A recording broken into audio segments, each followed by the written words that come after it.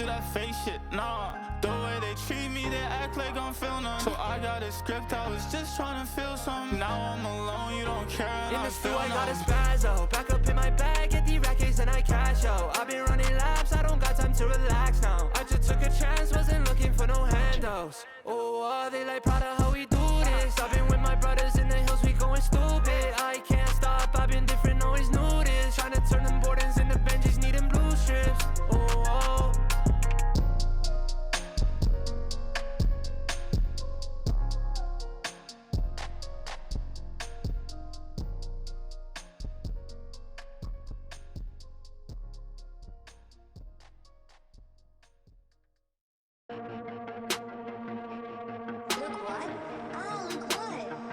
Wait, are you fucking kidding me, dude?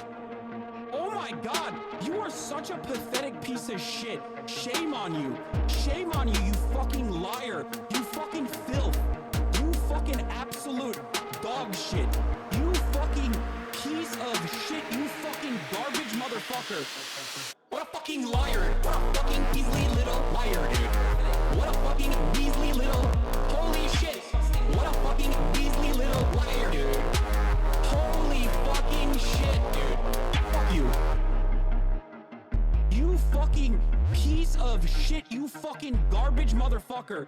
I cannot believe it. You fucking piece of garbage. You know these motherfuckers are such liars, dude. I despise these people so much.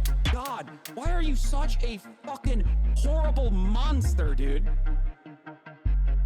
Shame on you, and shame on your fucking parents for literally bringing to this world such pathetic, filthy spawn. You disgusting, vile piece of garbage. What a fucking liar. What a fucking measly little liar, dude. What a fucking measly little... Holy shit. What a fucking measly little liar, dude. Holy fucking shit, dude. Fuck you. Oh my god. Oh, this is disgusting. So fucking disgusting. What a pathetic worm, dude. Shit, dude. I just, fuck you, dude. Fuck you. Disgusting. You disgust me, dude. Hashtag my dick, dude. Lying for clout ass motherfucker, dude. What a fucking liar. What a fucking weaselly little liar, dude. What a fucking weaselly little... Holy shit. What a fucking weaselly little liar, dude. Holy fucking shit, dude. Fuck you.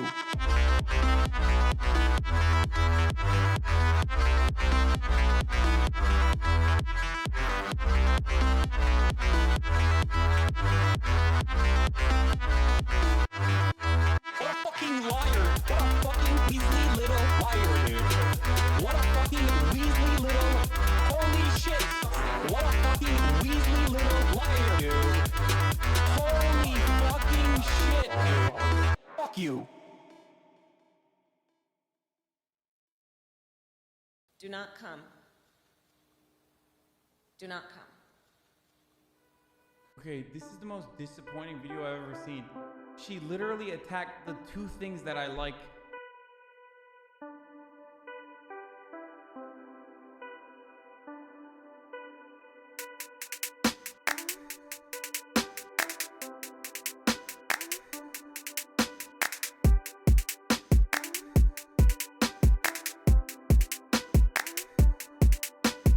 I'm a coomer.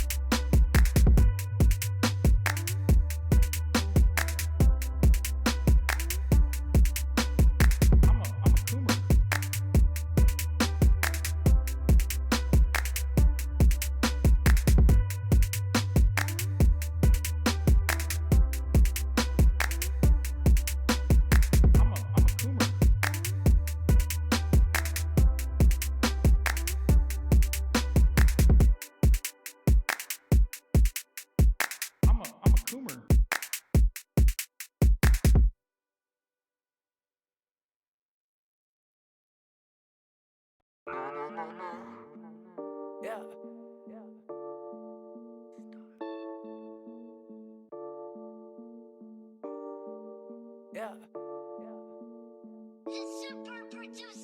I need a smoke, where the matches. I'm a king, fuck your status. Getting dough, I pay no taxes. I'm a star in all fashions of the word, bro. I'ma flip the bird, bro. Coming through in foreigns and all you hear is skirt, huh? All polo and some white shoes. Funny thing now is I'm a nice dude, but when you cross that line, it ain't the right move. And my tender bitch is what I like knows. Oh yeah, can you feel that? I'm giving y'all that real rap. I'ma get the money, make the deal fat. Making hits with a steel bat. The Audi Quattro or that Monte Carlo. Which whip will I whip tomorrow? Got 6 chicks down to sip the bottle. Go coast to coast so you ship the cargo. I don't really know if these people keep it real. I'm just telling all you fuckers how the homie really feel. And I'm looking up to God. Can you tell me what's the deal? I'm just waiting for your answer at the altar where I kneel.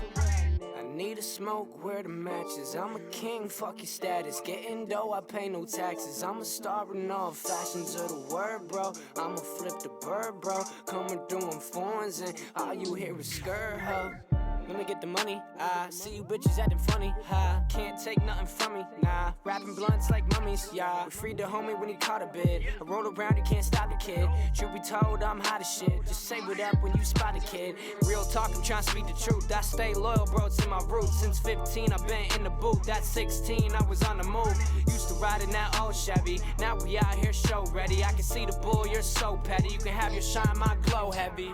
I need a smoke, where the matches. I'm a king, fuck your status. Getting dough, I pay no taxes. I'm a star in all fashions of the word, bro. I'ma flip the bird, bro. Coming through in foreigns and all you hear is skirt, huh?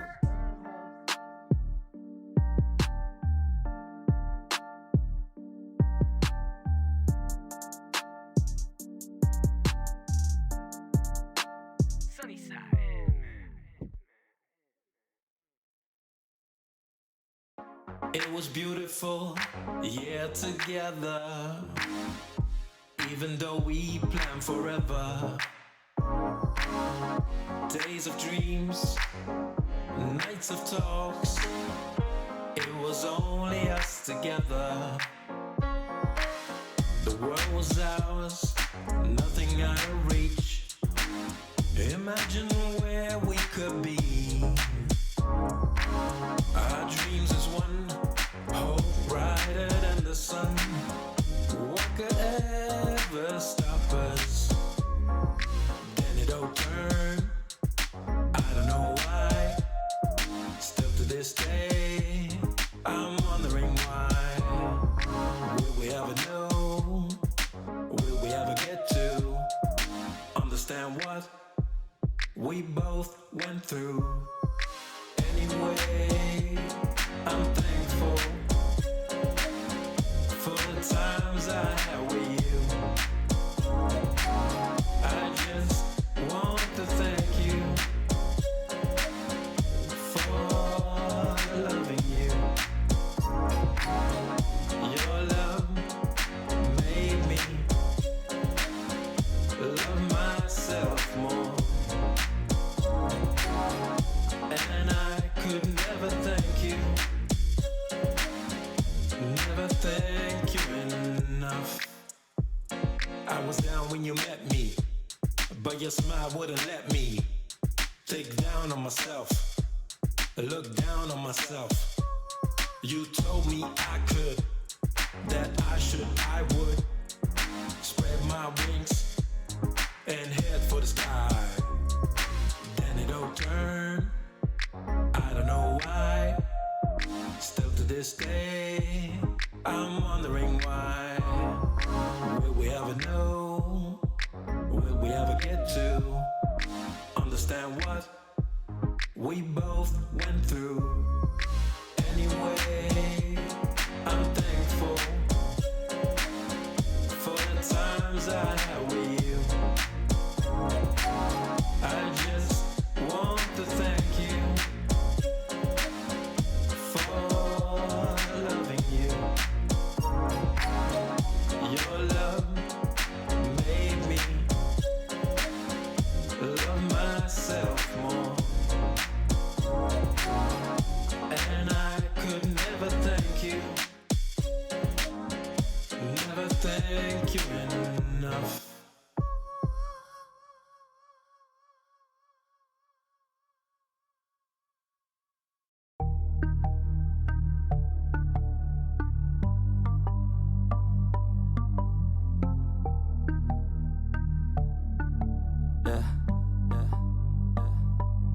She says that she loves me, she just wants to fuck me. Got me feeling something, got me feeling nothing. Alcoholic junkie, says she thinks I'm funny. Think I might get lucky, spending too much money. She says she wants my necklace, put her on the guest list. Hope I don't regret this, hope I don't regret this. I'm feeling hella reckless, cashing all my checks rich. Hickeys on my neck, shit, she's on the offensive. I do not know my set list, still I'm gonna get lit. Yeah, I have a death wish, live until I'm breathless. I'ma stay progressive, she gon' stay obsessive. Life is so expensive, do everything excessive. I think my brain's defective, yeah. Can't think when she's aggressive, yeah. She snuck into my section, yeah. You think I'd learn my lesson, yeah. And we ain't getting no sleep. These girls don't even know me. Like Drake, I'm getting trophies. You want it, girl, then show me, yeah. And we ain't getting no sleep. These girls don't even know me. Like Drake, I'm getting trophies. You want it, girl, then show me. Cause we ain't getting no sleep, yeah. No, we ain't getting no sleep, yeah. She's sitting up in the front of the class, using that ass, she gonna pass. Keeping her pad and her pen in her lap. She been so bad with the men in her past. Now she just want the professor so bad. I'll give her lessons that she never had, like taking a freshman and teaching her math. I'll keep her guessing until she a grad. She always leaves them guessing, they don't know what's next, man. Learned it from the best, man. She loving every lesson, with hands-on sessions, points for attendance. She asks a lot of questions, I answer with my presence. I sit back while I'm texting, said she wants to get in, said she'll bring her best friend. Know what happened next, man. You know what happened next, man. Treat her like a guest, man. Rolling out the best, man. She had a confession, yeah. She wanna stay for a minute, she wanna play for a minute, she wanna slay for a minute, and now I'm all up in it. I'll be back in a minute, I'll be back in a minute. Make a track in a minute, and now I'm all up in it. No sleep. These girls don't even know me. Like Drake, I'm getting trophies. You want it, girl, then show me, yeah. And we ain't getting no sleep. These girls don't even know me. Like Drake, I'm getting trophies. You want it, girl, then show me. Cause we ain't getting no sleep, yeah. No, we ain't getting no sleep, yeah.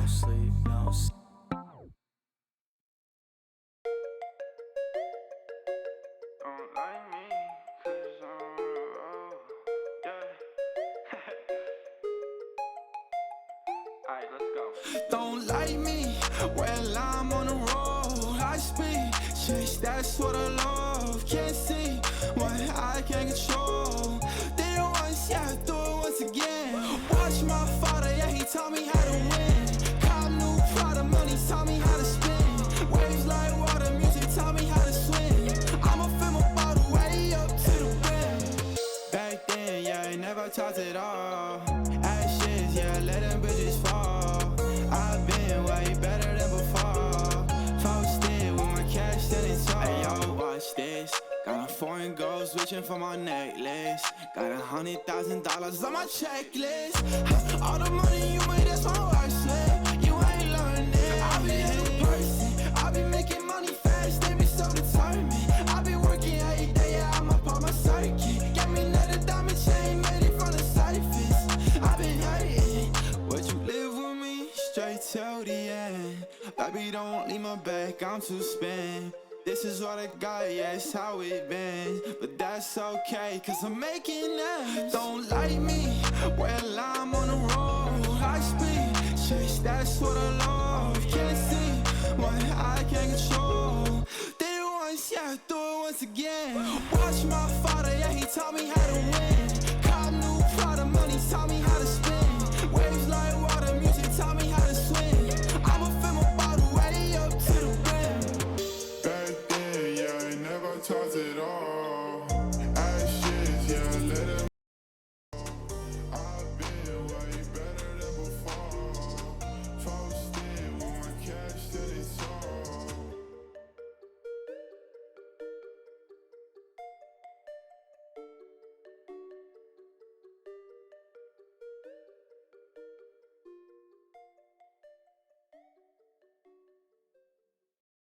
said some things you didn't mean. I'm sure I did that too. Egos clashing, dreams crashing. Whatever happened to me and you? From lovers to strangers, when everything changes, when we tear out the pages, and only one word is left. Please let's just be quiet until the next riot. Just give us some time for the wounds to heal. What is broken is broken. Let's just leave it for now. We need some perspective just to understand how. What is broken for now. What is broken for now.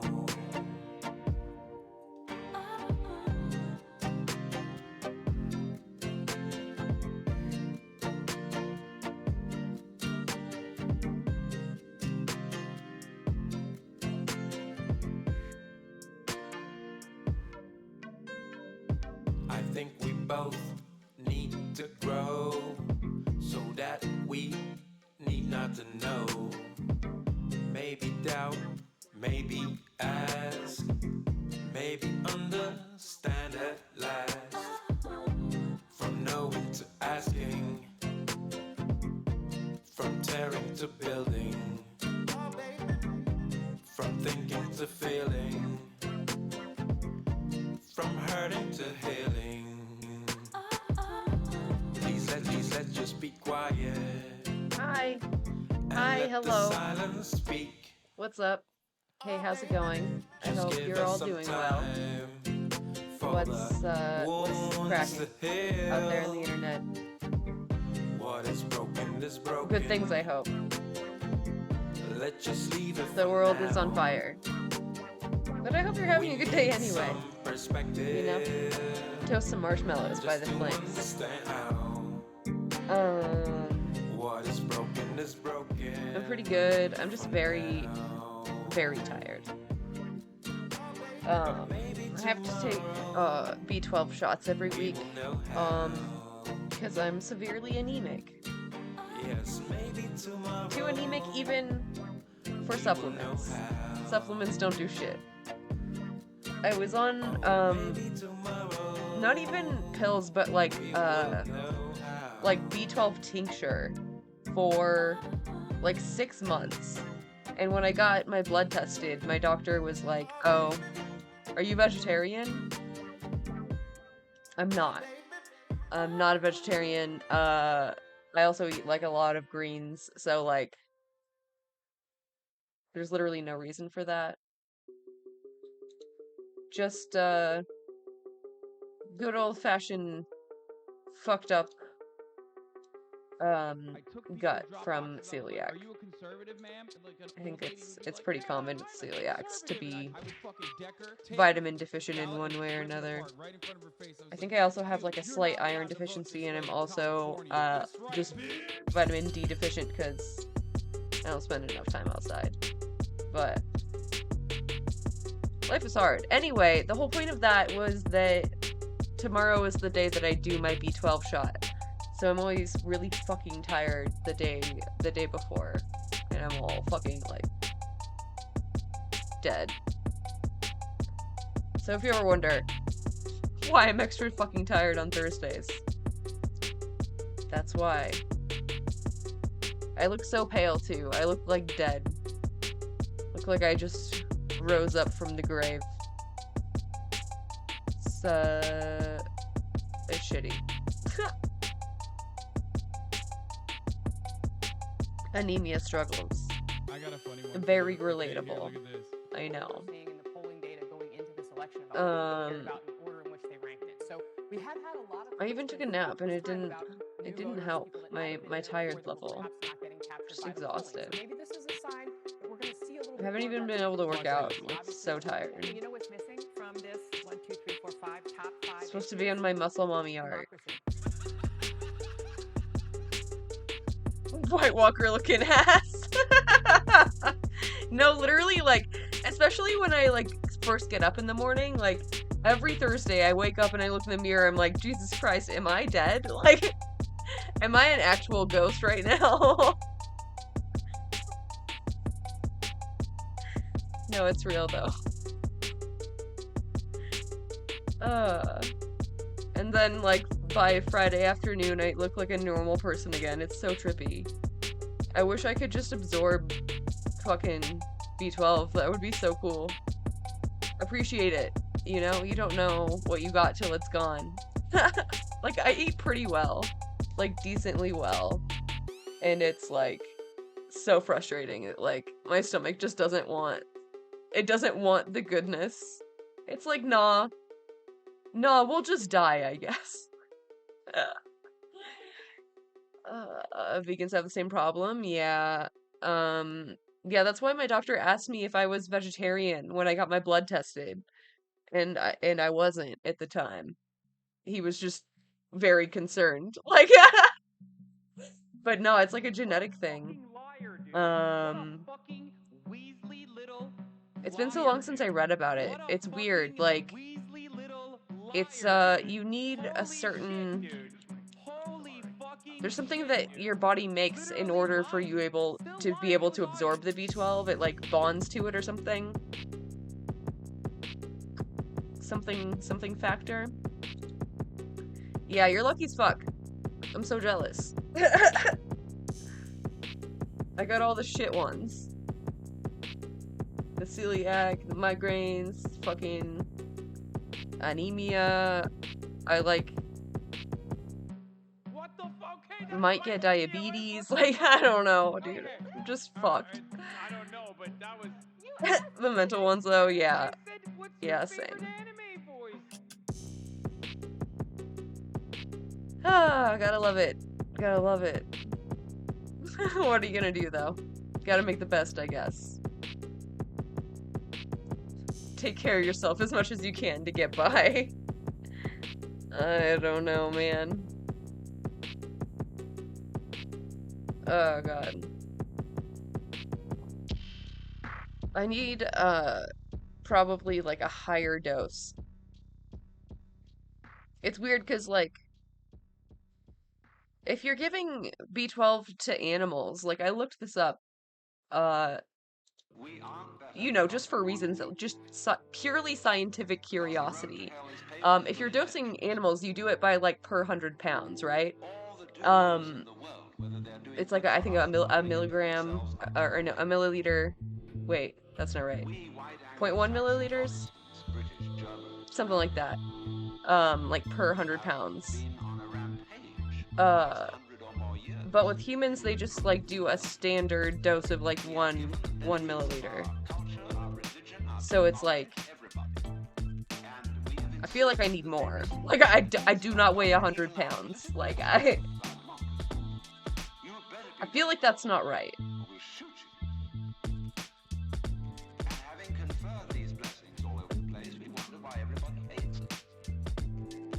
I don't know, though. I'm no fucking doctor. God, I need to, like, remember to change my primary. We can change society.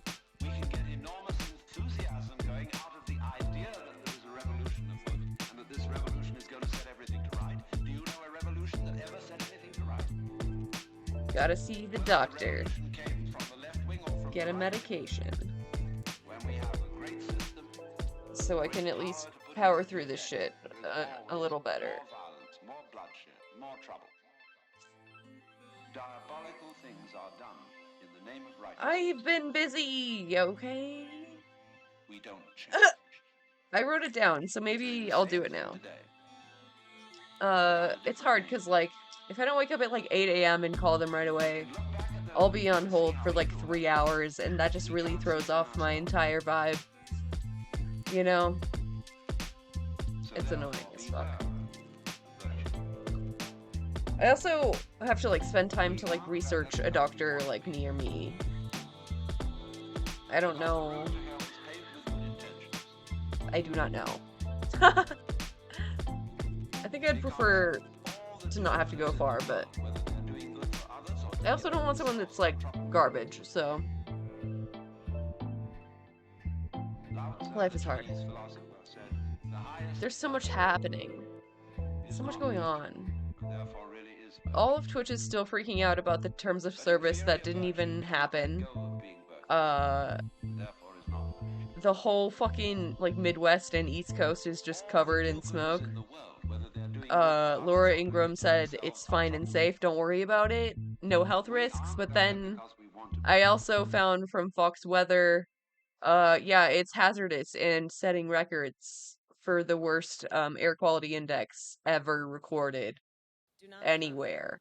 So, mixed messages there. She literally attacked the two things that I like. Oh yeah, there's some alien stuff. I haven't seen this clip yet. Someone from Fox confirmed the whistleblower about the UFOs. I'm curious about that. It's Jesse Waters, who I fucking despise, but we'll see. Oh, we'll see. Oh yeah, I wanted to start with the Queer Joy. I watched a short the other day that was like from the Netherlands, and I think it just like decided to show me mostly Netherlands posts. I think it knew that I liked it. So I got one of those. It turns out if you give people rights, then they experience more joy. It's crazy how that works. It's so interesting.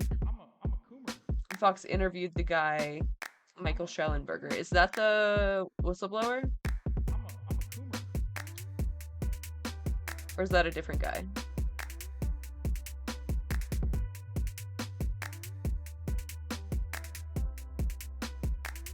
Oh, is he another military guy? We'll see. We'll get into it.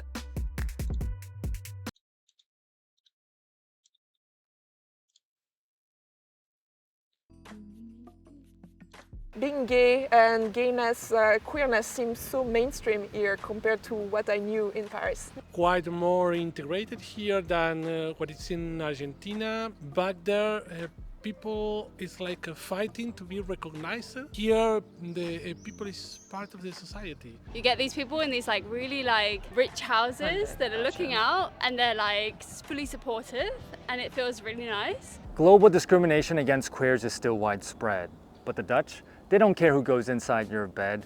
June is Pride Month, a time to celebrate the LGBT community, to strive for human unity, to eliminate hate, something that we shouldn't tolerate. But the Netherlands is one of the most accepting and tolerant countries in the world, the first to legalize same-sex marriage, where human rights are cared for and cherished. And so, I was curious to hear what's it like to be queer in the Netherlands. Let's find out. Where are you from? I'm French. I was living in Paris before moving to the Netherlands.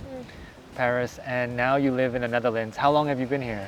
I've been here for almost 7 years, so I can almost say it's my home now. It's like, I always feel when I go back to Paris, I'm still in love with the city, but I don't really feel like I will ever come back. What I'm curious about today is, what is it like to be queer in the Netherlands as compared to where you come from? One thing that surprised me when I arrived in the Netherlands, I remember coming and arriving at my first gay pride. And dude, this is so picturesque. It looks like a green screen, but it's just like that.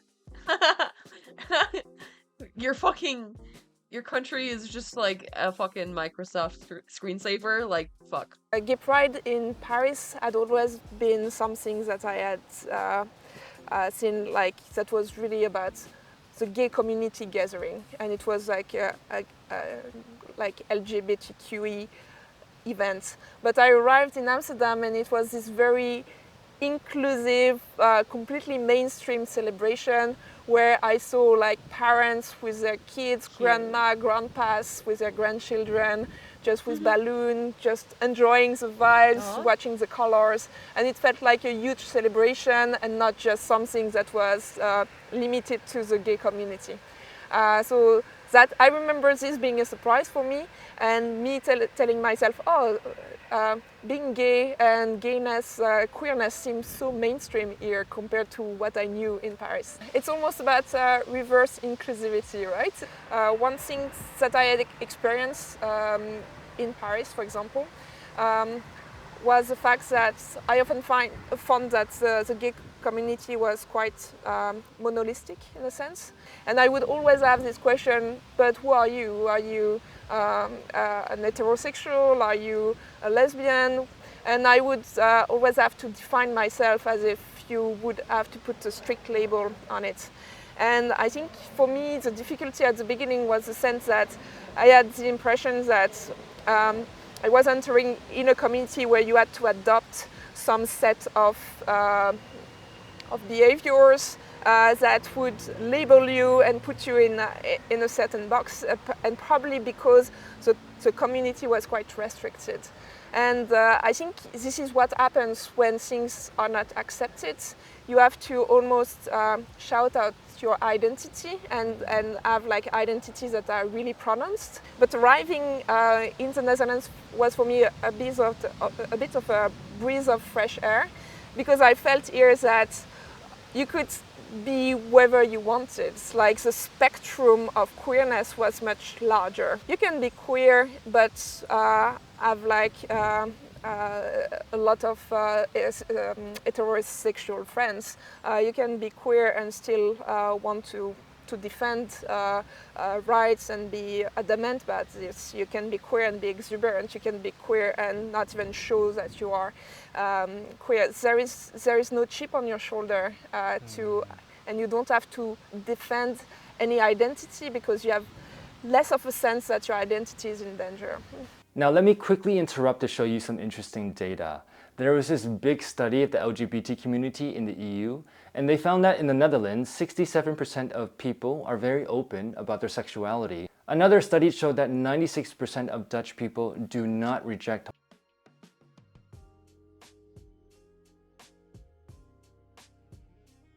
Oh, okay. I was confused about that at first. I thought they were saying like 67% of people are queer, but I think that means like within the community. So only like 33% are closeted, which is very good. That's quite good.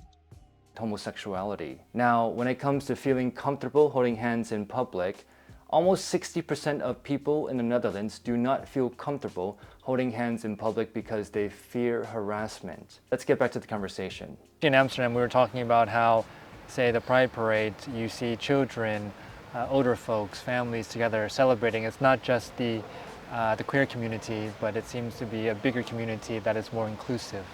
Yeah, it's like... Who doesn't like a parade? Also, straight people feeling comfortable, for example, going to gay bars or going to gay nights. That's actually a good point. Like, a lot of the weird straight pride guys will be like, oh, well, why isn't there straight pride month? It's the rest of the months, by the way.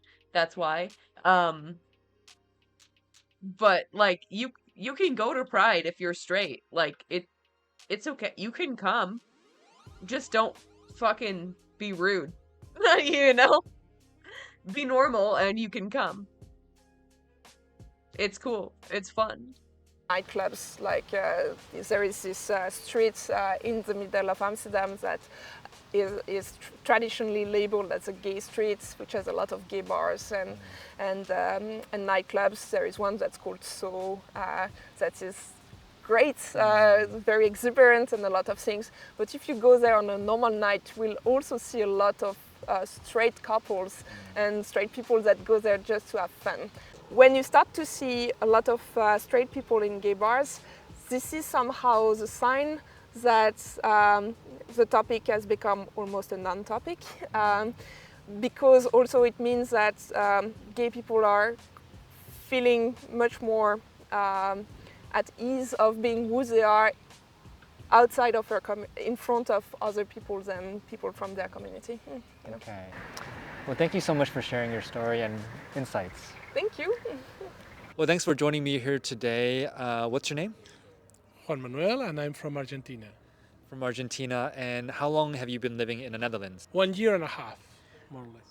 A year and a half. What I'm curious about today is what is it like to be in the LGBTQ plus community here in the Netherlands and how it differs to Argentina? Well, here is, for me, it's quite difficult to say because I never feel very into it, to be honest, into this kind of differentiation or this fight or so reivindication, let's say, because I really don't care what other people think. But I'm doing the same here in the Netherlands than I was doing in Argentina. I know that it's different, the perception, because what I can notice is that the LGBT collective is quite more integrated here than what it's in Argentina, because back there people is fighting to be recognized, and here the people is part of the society. For example, during this Pride parade that we had here in Utrecht, I was able to see families, old people, young people, it doesn't matter if they were gay, straight, trans, whatever. And everyone was celebrating. So, well, in Argentina, it's like a bunch of a very specific group of people. So, they're always doing like a protest or force demonstrations against the whole society. That's why I really like how things are here. Yeah, it doesn't matter if I'm gay or not. It's like normal. Being gay is one of my many characteristics. It's not something that defines me completely. So fighting for being recognized as gay is like denying the rest of the aspects of myself. So I really don't get it. Well, here I don't need to scream in every corner that I'm gay. It's like normal. No, I have a boyfriend. No, I do this, I do that. I don't like women. That's it. I don't need to put like a gadget on my chest saying, "Oh, hey, hello, yeah, you need to treat me different because I'm gay." While in Argentina, it's like that. People like feel that. This was supposed to be happy. This is making me want to do discourse right now. Fighting for civil rights is not just yelling at everyone that you're gay and that's your only characteristic. Like, that's not the fucking point. Bro. He sounds conservative as fuck, honestly. Which, you know what, whatever, fine, good for him. He's happy? Sure. No, I want to be special. That's why I need to be defined as a gay, as a trans, as a, I don't know, a unicorn. And I don't share that point of view, to be honest. Well, thank you so much for sharing. Well, thanks for joining me today. Where are you from? I feel like he was just saying he's anti-trans at the end there, Jesus. Originally from England. From England, and how long have you been in the Netherlands? More than like 5 years, like maybe like 6. 6 years. And so I'm curious, for you being in the LGBTQ plus community, how is it like to be in this community in the Netherlands? So I kind of feel like the Netherlands is quite chill. Now we're like at the queer, like gay pride. And it's very chill, like it's very like accepted, and it's like really nice because you get these people in these like really like rich houses that are looking out and they're like fully supportive, and it feels really nice. But at the same time you kind of have this feeling of like, I don't know, I just feel like that there is still like a very strong kind of tradition, and there's kind of like this strong kind of feeling of like this is the way that it is. And that is quite gender normative in a sense. So on the one hand, I feel this kind of like liberation, and I feel like there's this like real acceptance of gay community, and I also feel like on a day-to-day level, it's still not quite as far as you would want it to be. So I think, yeah, that's kind of like the dynamic that I see in the Netherlands. So acceptance, although there's still work to be done, what do you think is the biggest difference here versus back home in England? I feel like in England, maybe it's not such a kind of like traditional English kind of attribute to be like very LGBT friendly. But at the same time, like, yeah, I do think there's like some kind of acceptance. Turf Island? Yeah, you don't say. Towards it. For me, it's like very much like on a personal level of like how you feel in yourself and how you feel like in your own sexuality, and also like the culture. And I feel like that's a really fine line, you know? So it's difficult to like to really make the difference between this and this. It's kind of like, how do you feel in yourself more than anything?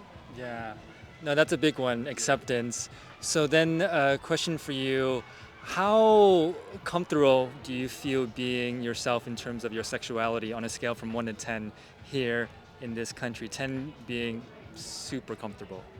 I'm living in like a community in Wageningen that is very open and liberated and accepting of different kinds of sexualities and different kinds of like lives.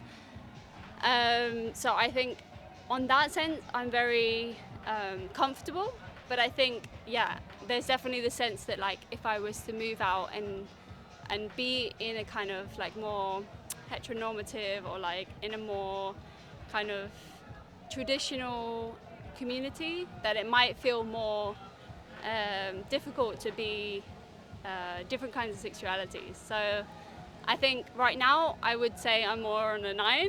What work do you think still needs to be done to close the gap? Yeah, I think it's just conversations. I think it's just normalizing the different ways of being and different ways of like existing. I think that there is some kind of conversation that's going on in the Netherlands, and I think that there is a kind of directness which is like in the culture of Dutch.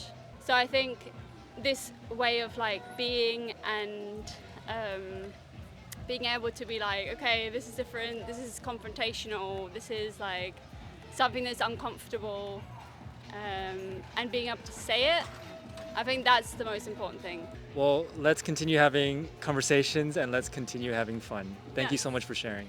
No worries. Well, what I've learned is that the Netherlands is one of the best places to live for the LGBT community. And while there is still work to be done for people to truly feel accepted, the Netherlands does a better job than most countries around the world. Now, I'm curious to hear from you. What have your experiences been like, and what are your views on the LGBT community in the Netherlands? Leave them in the comments below, and let's remember to be kind, to be open, and to treat people as people. Take care. There's currently hell going on across a lot.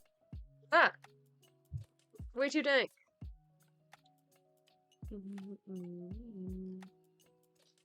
Okay, where do I start? Oh God. I guess we could have started with that. We'll circle back.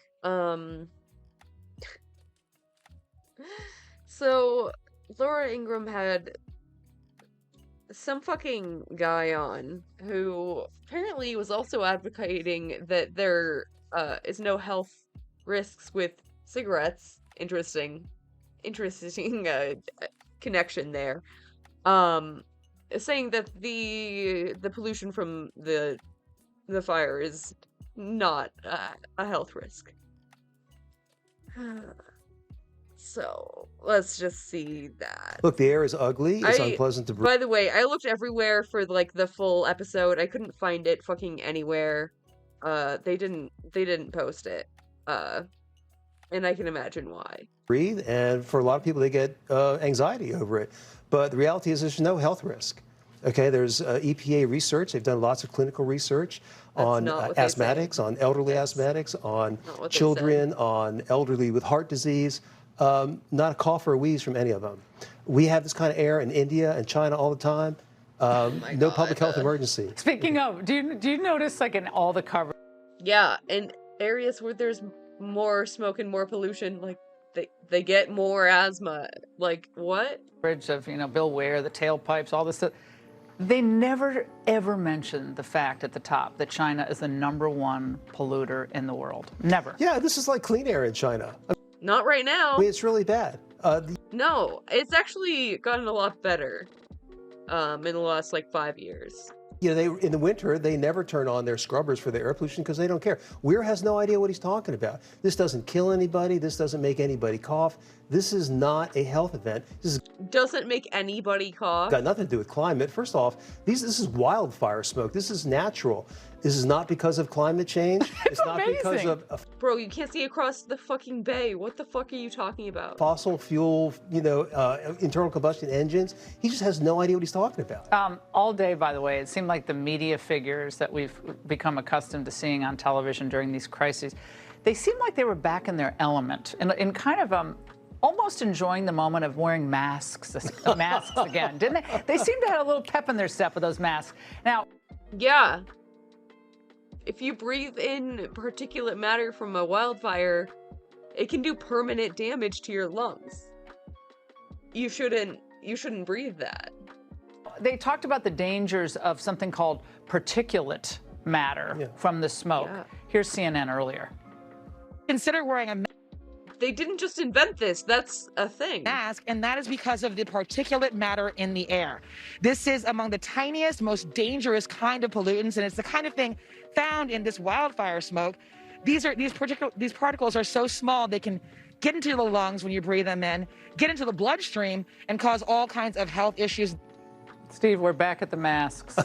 Ramin Asqui is watching from heaven, by the way. Ramin, I know you are. Go ahead. Yeah, this is crazy. This is all particulate matter, but particulate matter was not a concern until EPA invented it as one in the 1990s, and they've been riding it, the Obama administration, now the Biden administration. Well, what is it? Is it a health concern?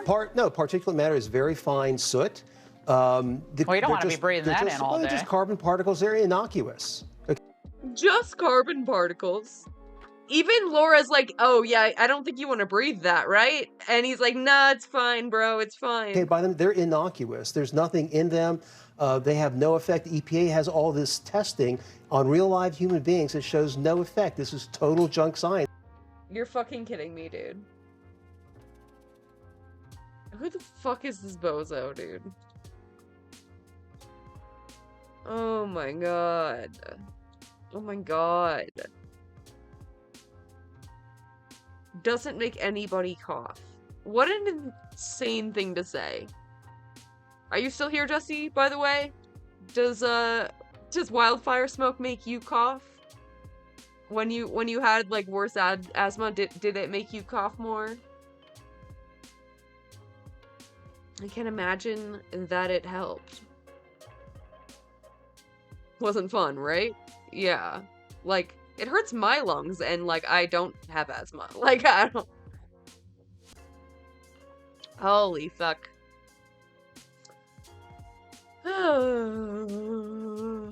Is this another clip? Wait, is it the same one? The masks again, didn't they? They seem... I think it's the same. Look, the air is ugly. It's unpleasant. Yeah. Ugly, it's unpleasant. The guy trashing me is still Steve Malloy, who spent the 90s trying to convince the public that cigarette smoking has no effect on the lungs, before running strategy for a big coal company, and joining the OG Science Denial Gang at Heartland Institute, and he seems super nice. Classic.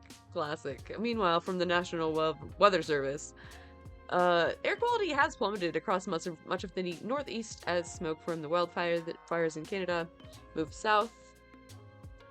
Poor air quality can be hazardous. Before spending time outdoors, check the air quality forecast. Make sure you aren't doing yourself more harm than good. These are, you know, the health risks of being outside in a fire. Like, obviously. What the fuck? Jesus Christ. And, like, how many, like, senior citizens are gonna, like, develop fucking emphysema now because they believed Laura Ingraham and whoever the fuck that was.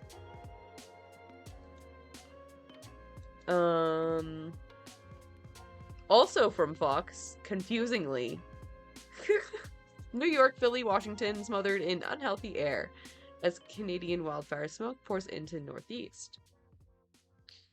New York City is experiencing its worst air quality in recorded history, according to Fox Weather's analysis of EPA historical data. The air quality index reached 405 parts per million on Wednesday afternoon. New York City air quality was considered to be hazardous, which is at the highest level. So Fox knows. Like, they know. Like, no one told Laura, I guess. I guess she doesn't talk to the weather guy. But... Hello? Like, if you're a Fox viewer, like, how do you reconcile these two things from the same source? New York City set a record Wednesday for the worst air quality in the city has ever seen on record. One of many cities in the eastern U.S. being affected by wildfire smoke from Canada. Visibility in the Big Apple dropped to a half-mile as Manhattan skyscrapers became enshrouded in dense smoke, blotting out the sun and leaving, I'm sorry, this is hurting my eyes. I need this. Visibility in the Big Apple dropped to a half-mile as Manhattan skyscrapers became enshrouded in dense smoke, blotting out the sun and leaving a surreal sight on what should have been a somewhat sunny day. Residents reported smells akin to campfires as the smoke thickened. The thick smoke caused issues for travelers at some of the nation's busiest airports, including Philadelphia and the major airports in the New York City metro. The smoke also caused the Yankees-White Sox game in New York City and the Phillies and Detroit Tigers match in Philadelphia to be postponed. Yeah, no shit. Did they expect the players would play in, like, half-mile visibility smoke? Bro. Stop. The delays and cancellation are due to the thick wildfire smoke from Canada. Oh my god, you've already said this like 10 times. Worst writers ever.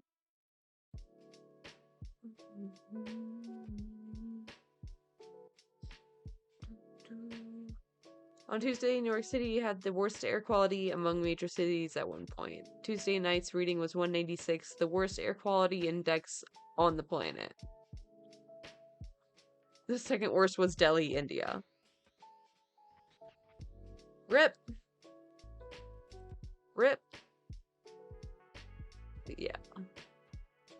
Yeah. Yeah. This was, just a funny side note.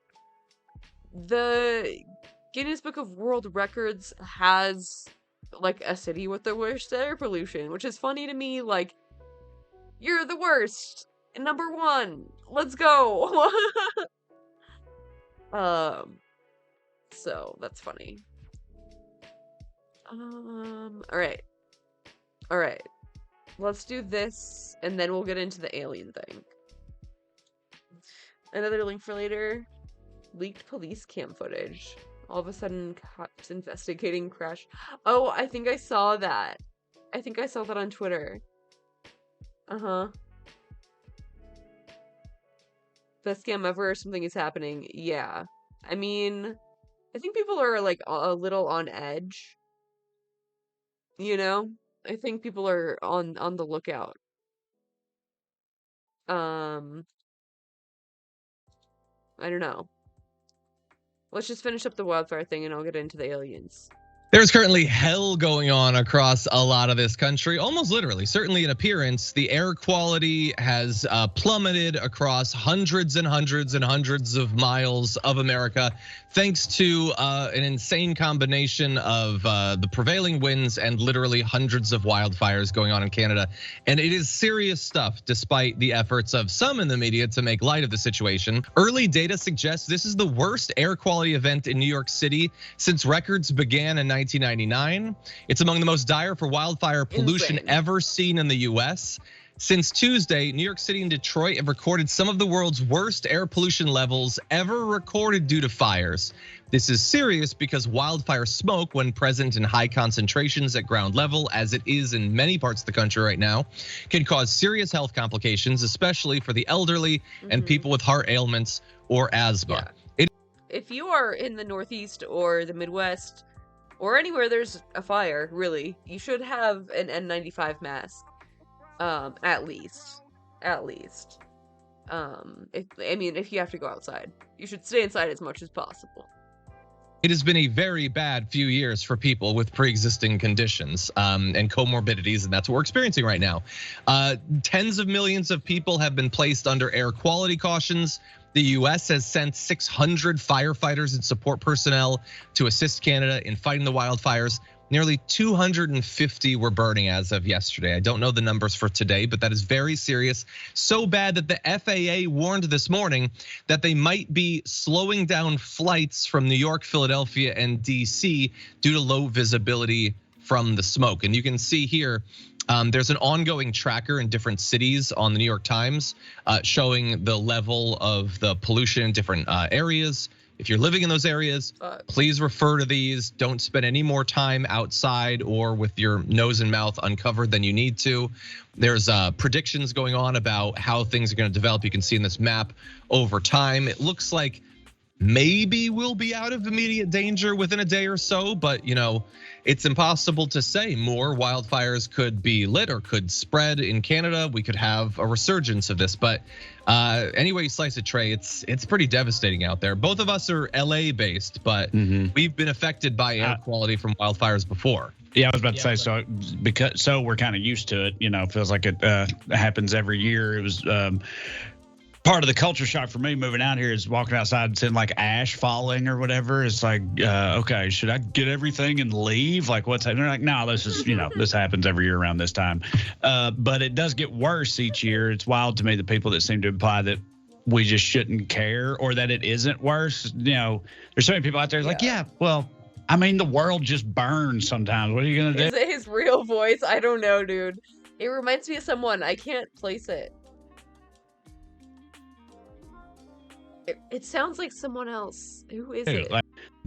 This happens every year around this time.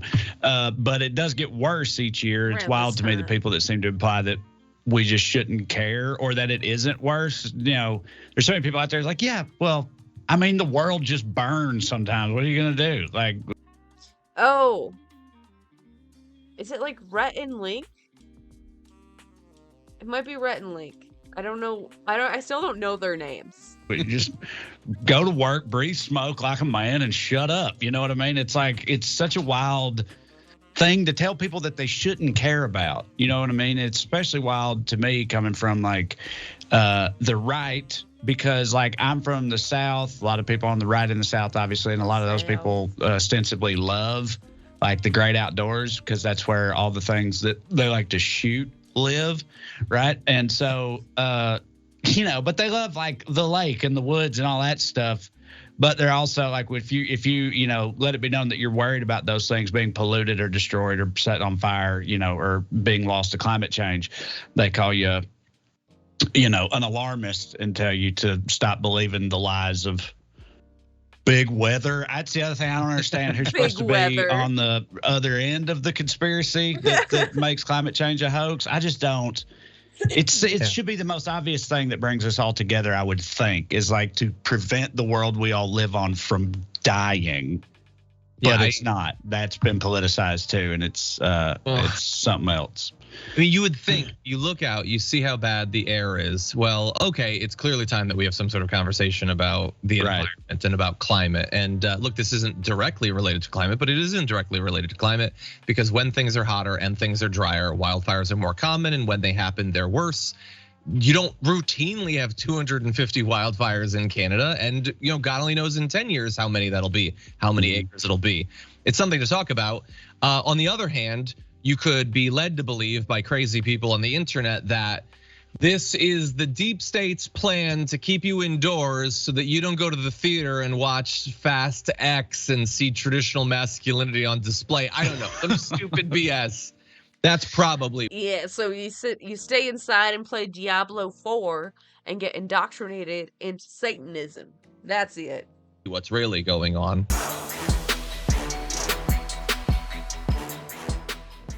Check out the.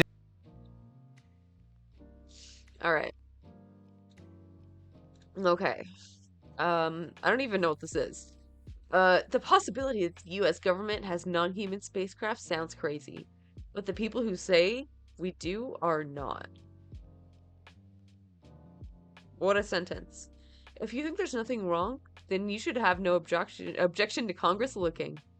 We are people in democracy and we have a right to know. Hassan is addicted badly. I know! I haven't had news in like 5 days. He's just been talking about Twitch and playing Diablo.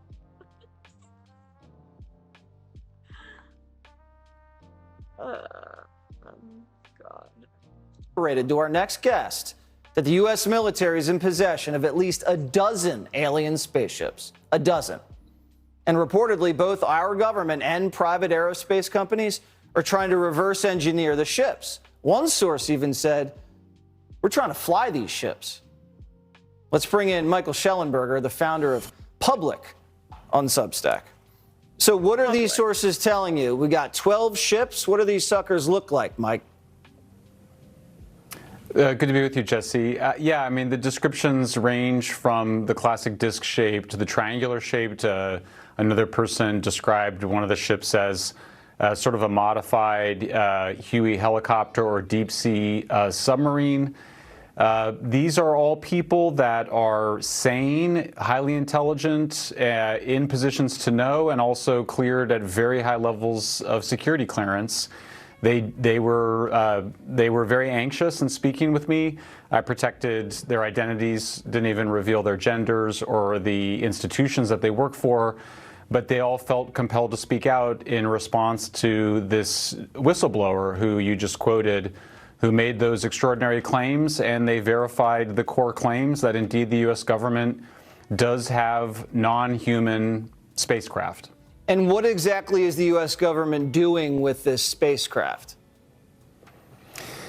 They say that, and it sounds crazy, but it is what they say, that the U.S. government has been working to reverse engineer these technologies for many decades, and that the high levels of security has made that very difficult. I mean, of course they have. Of course. Hasn't this been a conspiracy theory since, like, what was the New Mexico one? I always forget the fucking name of it. Rosenthal, Rosenberg, shit, what the fuck? You know the one. You know. One person described an effort to involve a broader set of scientists and engineers to cut through the stovepipes in this person's language, and that proposal was rejected. Roswell. I was so close. It was made through a major aerospace corporation. And, you know, what I would emphasize here is that I think we can't have it both ways. If you think there's nothing there, then you should have no objection to Congress representing the American people and finding out. The claims are that these are real objects and that they exist at military bases. I mean, I think Congress probably has a few more important things going on right now. But, like, certainly that should be one of... It should be on the docket. It should. Sure. I would like to know. I think we would all like to know. And with military contractors. So if they're not there, then nobody should object to people looking, including in unannounced visits. But you can't say that there's nothing there and we shouldn't look. I think that's no longer credible. I mean, as one of the persons said to me, the toothpaste is out of the tube. And I think that with the awareness that this may exist, that's enough of a justification for Congress to look into it. Absolutely, and they should. Have any of your sources described seeing any extraterrestrials? Yes, one of them did, but I kept it out of the story because for a variety of reasons, I wanted to make sure that we were able to focus on So this is just some guy with a Substack. The fuck is Public? Public... The stock trading app? Is that the same Public?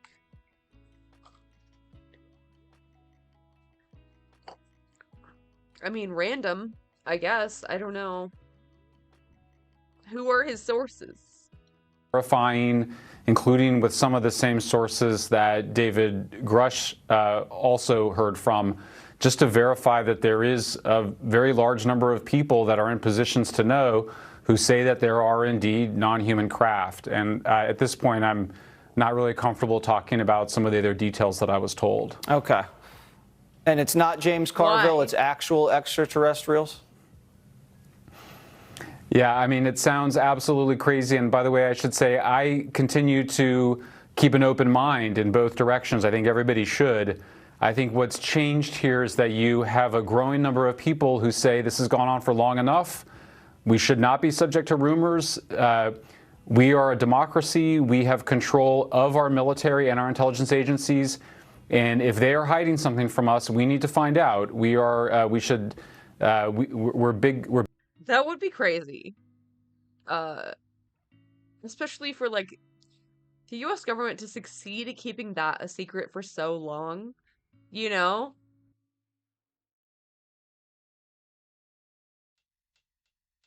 You know, like, there was that Air Force guy, or I think there have been a couple of the Air Force guys that, like, leaked documents on, like, Discord or whatever, like, fucking sweaty Redditors.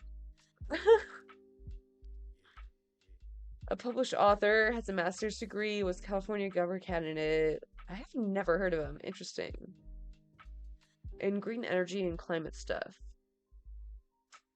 Out of his league, but he's reporting it anyway. We're big boys and girls, and it may be shocking, the information, but it's our right to know that information. It should not be held from us. All right.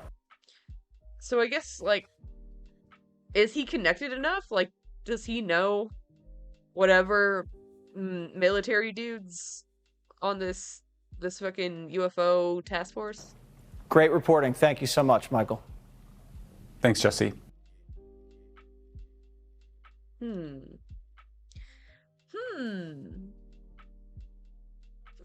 Oh my god, Elon Musk. Credible sources, including... Same sources, plus others. Yeah, interesting. Elon says, haven't seen anything, and I think I'd know. No harm looking then, right? No response. Oh my god. Huh. Wait, unless he did. Wait, did he? I think I'd know. He's like jealous someone else is in the spotlight for half a second. He's such a fucking egotist. Yeah.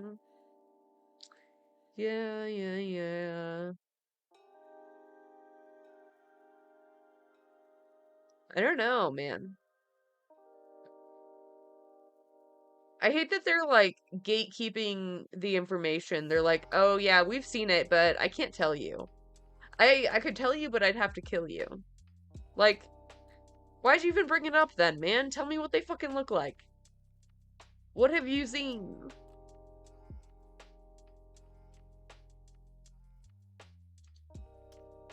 Okay.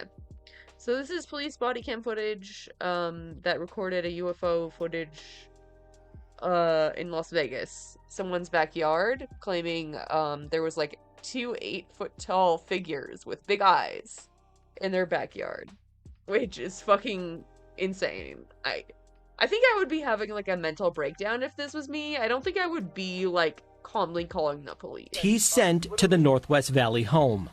It's almost midnight on May 1st when a Las Vegas Metro police officer's body cam catches this, something flashing low in the sky. 911 emergency. Minutes later, there's like an 8-foot person beside it, and another one's inside, and it has big eyes and looking at us, and it's still there. Right? Someone calls 911.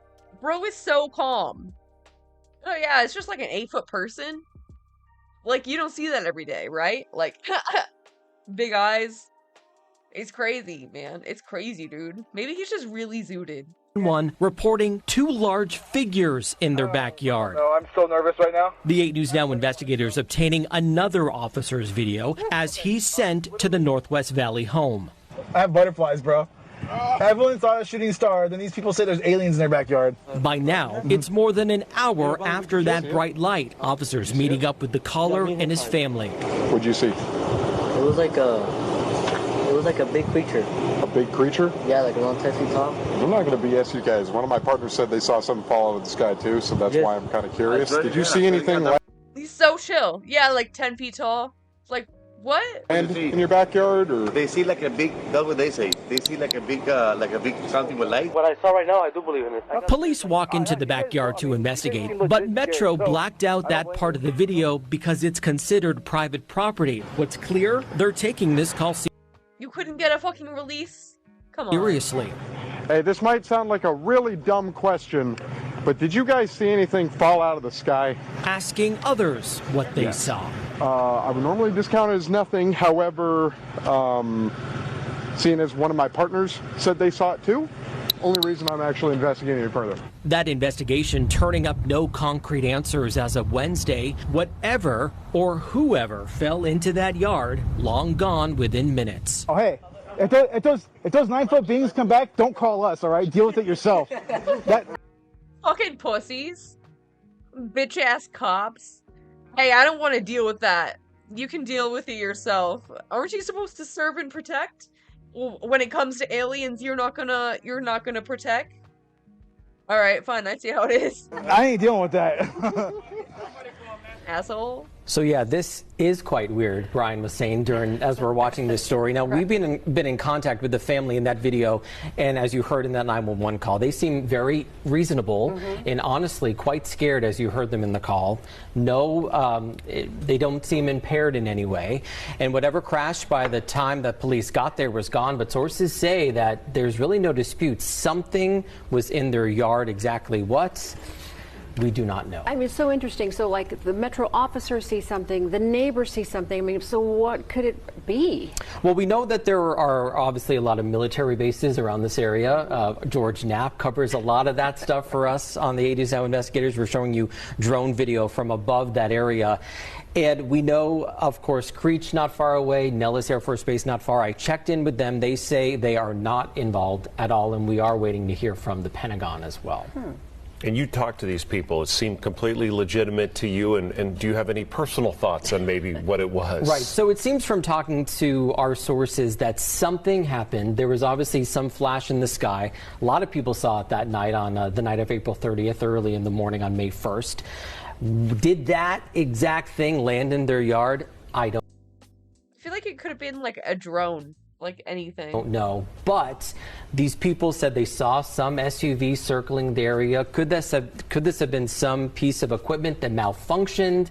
Maybe they saw something and then someone came. I can't believe we're talking about this. Right. Someone came and retrieved it from the backyard in the SUV. We don't know. This all comes as a former high-level intelligence officer, a veteran, was on News Nation talking about how there is a program where the government collects some unidentified objects.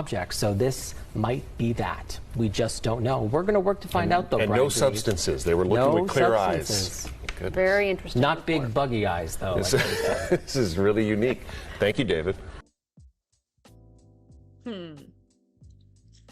I don't know, dude. That feels like they were trying to go viral. It could just be me, though. I could be cynical. Alrighty. What next? What next? Oh yeah, Pat Robertson died. Rip Bozo. That'll be like our midway treat though. Let's do Dark History. What if I told you there's a place in New York City that was once a prison, an insane asylum, and a burial ground that holds 1 million bodies? Even more shocking, What? most New Yorkers who live right next to it don't even know it's there. To this day, it doesn't even show up on Going to get canes. Right on. Are you boycotting Chick-fil-A? city transportation maps. Why is this island's history so mysterious? I mean, who's behind it? And what secrets is it hiding? Let's unravel the mystery of Hart Island, America's most forgotten island.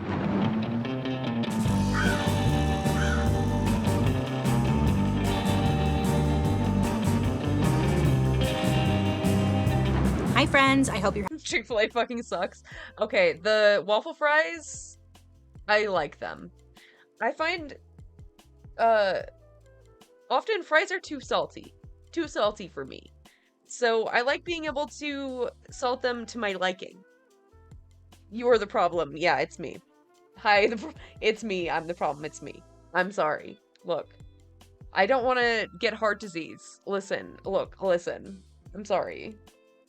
having a wonderful day today. My name is Bailey Sarian, and I'd like to welcome you to my study and to my podcast, Dark History. This is a chance to tell the story like it is and to share the history of stuff we would never think about. So sit back, relax, and let's talk about that hot, juicy history goss. So I saw, like, you guys suggest this topic in my comments over and over again, and when I finally dug into it, I was blown away. Today we're talking about an island located in New York between the Bronx and Queens. This island was used as a prison, a mass burial ground, and even an insane asylum. I mean, if it's creepy, it's definitely happened here. Which is why the island's history, just like most of its visitors, has been buried. To this day, it doesn't show up on any metro maps, even though other islands with no subway access are clearly visible. So it's like, why is this place so mysterious, you know? Well, I had to dig in and get some answers, of course. Now, the British, they discovered, wink wink, this island in 1775 and noticed, hey, kind of looks like a heart, doesn't it? Yeah, of course, there were already indigenous people living there, but whatever, it was theirs now.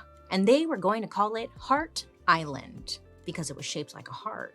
Hart Island is pretty small, only about a mile long and a third of a mile wide, so there wasn't really much anyone wanted to do with it up until the Civil War. The country's first black soldiers used Hart Island as a training ground. They were called the Hart Island Regiment. And by the end of the war, over 50,000 men were trained at Hart Island. So, right off the bat, you could say this island, it was making history. But that wasn't all the island was used for. The Union needed somewhere to keep the enemy soldiers that they had captured, and they figured where better than a literal island where no one could escape. Within 3 weeks of its opening, there were around 3,400 prisoners crammed into this little island, and some historians say it came pretty damn close to feeling like a concentration camp. Yo, is this the beginning of Rutgers? Wait. Okay, wait. Eventually, the war ends. Many years pass, and the POW prison is abandoned. But hey, it's still a perfectly good building, you know? So in the late 1800s, I guess there was like a ton of overcrowding happening at psychiatric hospitals. I guess they had too many like female patients. Someone up top was like, hey, what about that island no one's using? That island's available. Well, the hospitals like this idea, and they decide to just go full horror movie and open up a women's only lunatic asylum. Now, I'm not calling it this. That's what they called it. And they did this on Hart Island in 1880. Oof. It's giving Shutter Island? Shutter Island vibes? I don't love it. 5. Blackwell Insane Asylum and Bellevue Hospital in New York were especially in need of a place to send the patients they didn't have space for. But shocker, no hospitals really wanted to open their doors and let in quote-unquote insane people. Plus, no one wanted a new asylum opening up in their neighborhood. So this lunatic asylum was known for taking only the hottest chronic cases, I guess. Chronic as in incurable. Essentially, once you were getting to Hart Island, you pretty much weren't leaving. AKA, my wife she nagged me too many times. So she's hysterical and annoying, and you should lobotomize her. People with conditions like schizophrenia and manic depression would be sent there. I mean, this was before lobotomy, so people just had to suffer and live with it. But remember how I said it was only for women? Well, back in the day, they really didn't even have a lot of terminology for mental issues, but all they knew was that if you were a man and you were a bit, quote, touched in the head, you were labeled insane, and if you were a woman, you were a lunatic. So, in other words, lunatics were ladies, men are insane. So if you were violent or deemed incurable, aka you slapped the night nurse one too many times and the hospital was tired of dealing with you, you could get relocated to Hart Island. So it's like, congratulations, Betsy, you made it. When doctors didn't know how to treat something, the easiest thing for them to do was to send you away to an asylum, usually for a lifelong treatment or Lord knows what. But in those days, treatment was being locked in a padded cell, being pumped with different drugs, until you didn't even know who you were or which way was up.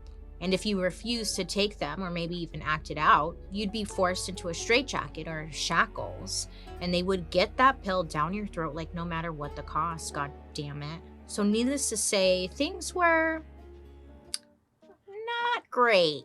Hart Island had pretty much become New York's go-to place for sending anyone that is, quote unquote, undesirable. Could be better. Room for improvement. Of society. Just a plain out of sight, out of mind little situation. In the end, Hart Island reported no cures or success stories within their asylums. Essentially, no one was getting better and people died. I'm not really sure what their end goal was, but it didn't last long because the asylum closed in 1895. The building itself was repurposed as a rehab in the 50s and then became part of a men's prison before part of it collapsed. But of course, that's not the end for Hart Island. Nay, nay. In fact, it's really only the beginning. If you ask a New Yorker if they've heard about Hart Island and they happen to know it exists, they'll probably know it as the place where they bury people with no family and no money. And they'd be right. That's because back in the late 1800s, the state of New York started to use Hart Island as a dumping ground for unclaimed bodies. Thousands of them. In the mid-1800s, New York was going through it. A disease called tuberculosis was ripping through the city, and it killed around 2,500 people. I mean, the city was freaking out. Everyone was so scared, okay? They all thought they were gonna catch it. So they decided to put all the bodies they thought could be infectious together so no one would get it. But they needed somewhere to put these bodies away from everyone. And then, of course, someone up top, that same guy was like, hey, what about that island? Nobody seems to be using that island. The island's still available. So, this is where Hart Island goes through another little rebrand as a diseased burial ground. And that all started with a 24-year-old woman named Louisa Van Slyke.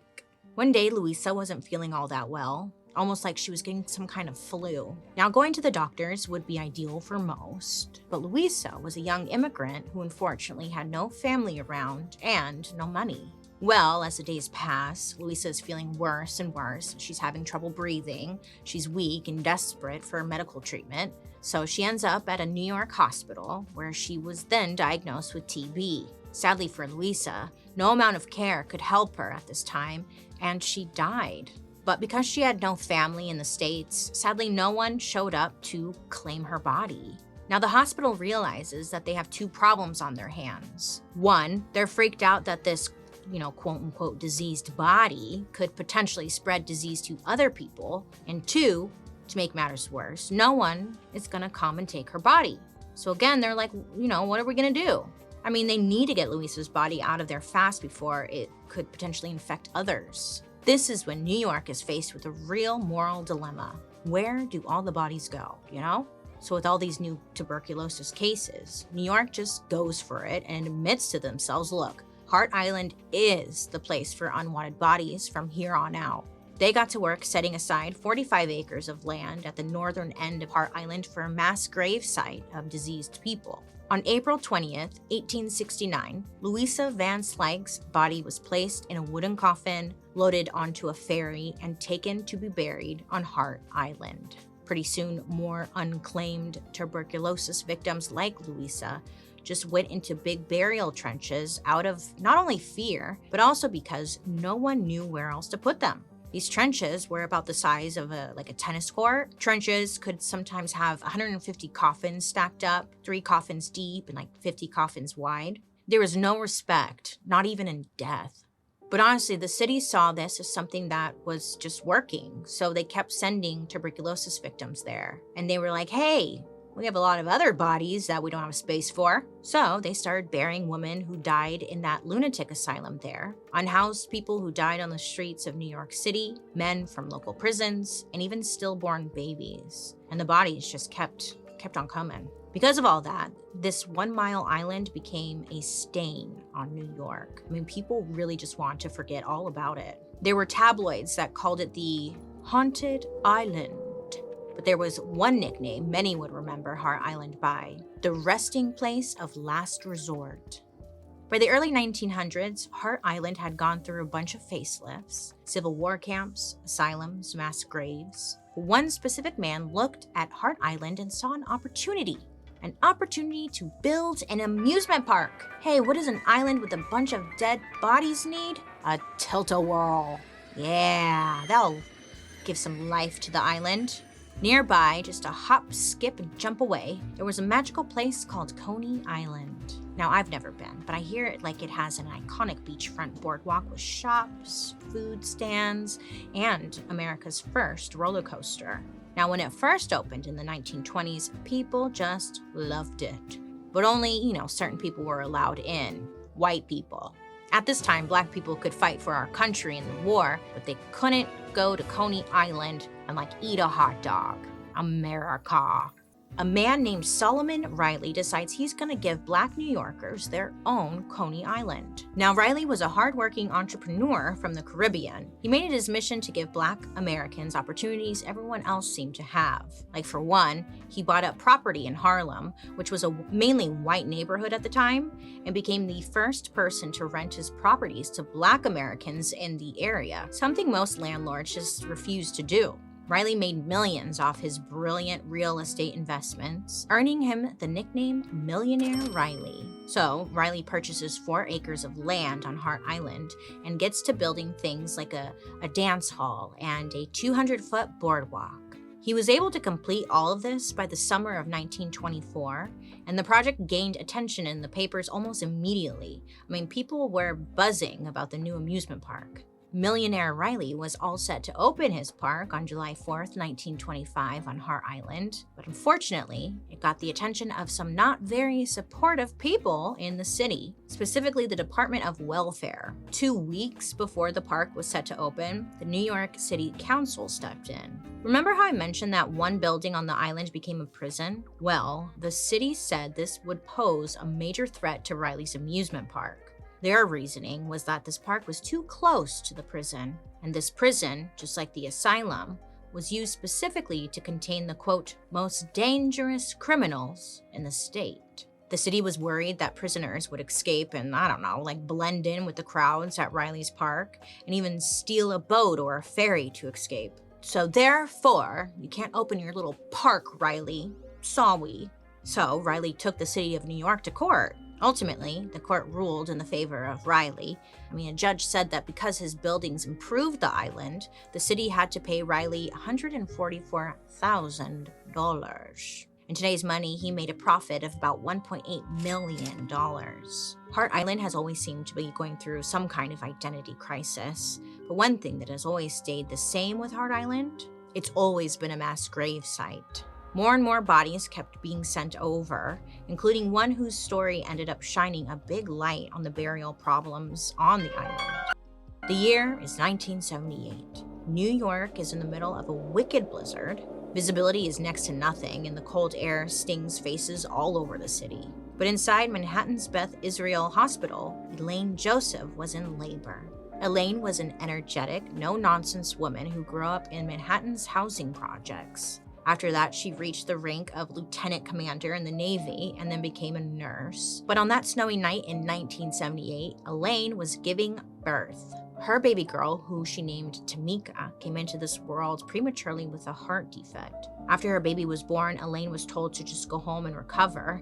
Meanwhile, Tamika was rushed to another hospital for emergency heart surgery. But after the doctors did all they could, baby Tamika passed away. Because of how brutal this snowstorm was, all forms of transportation had to come to a stop. So Elaine was stuck at home, alone, grieving the death of her baby. She ended up trying to call the hospital, just trying to figure out how she could claim Tamika's body and just give her baby a proper burial. But the hospital took their sweet time and didn't even bother to respond for 4 whole days. And when they did respond, they pretty much said you signed your consent for the baby to be buried at the city cemetery. Now, what the fuck? When Elaine hears this, she was confused, pissed. They just took the baby?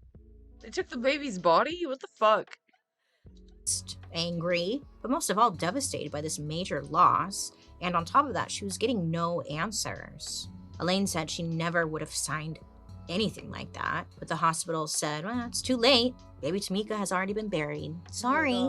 Elaine looked at the death certificate, and sure as shit, it said City Cemetery. But Elaine had no idea where City Cemetery was. So she contacted all sorts of city agencies. She checked burial services in the yellow pages, and she even went to the city archives to find the exact place her baby was taken, but nothing helped. Baby Tamika's burial records had just completely disappeared, vanished, just into thin air. It would How is that fucking possible? What the fuck? be a long time before Elaine would be able to get any type of closure. Not long after Elaine went through all of this heartbreak, the city experienced another major epidemic. In 1981, AIDS hit New York City, and it was a very similar story. Now, we dedicated an entire episode to the AIDS epidemic in season 1, so if you want more in-depth information, definitely highly recommend you go give that a listen. But the height of the AIDS epidemic was between 1981 to 1990, and New York was the city most affected by HIV, specifically the LGBTQ plus communities. And when researchers pinpointed that the virus seemed to be spreading the quickest in communities of gay men, they were pushed out from society. The gay community, which had already been experiencing judgment, abuse, and just in general being treated poorly, were now fighting a deadly virus essentially on their own.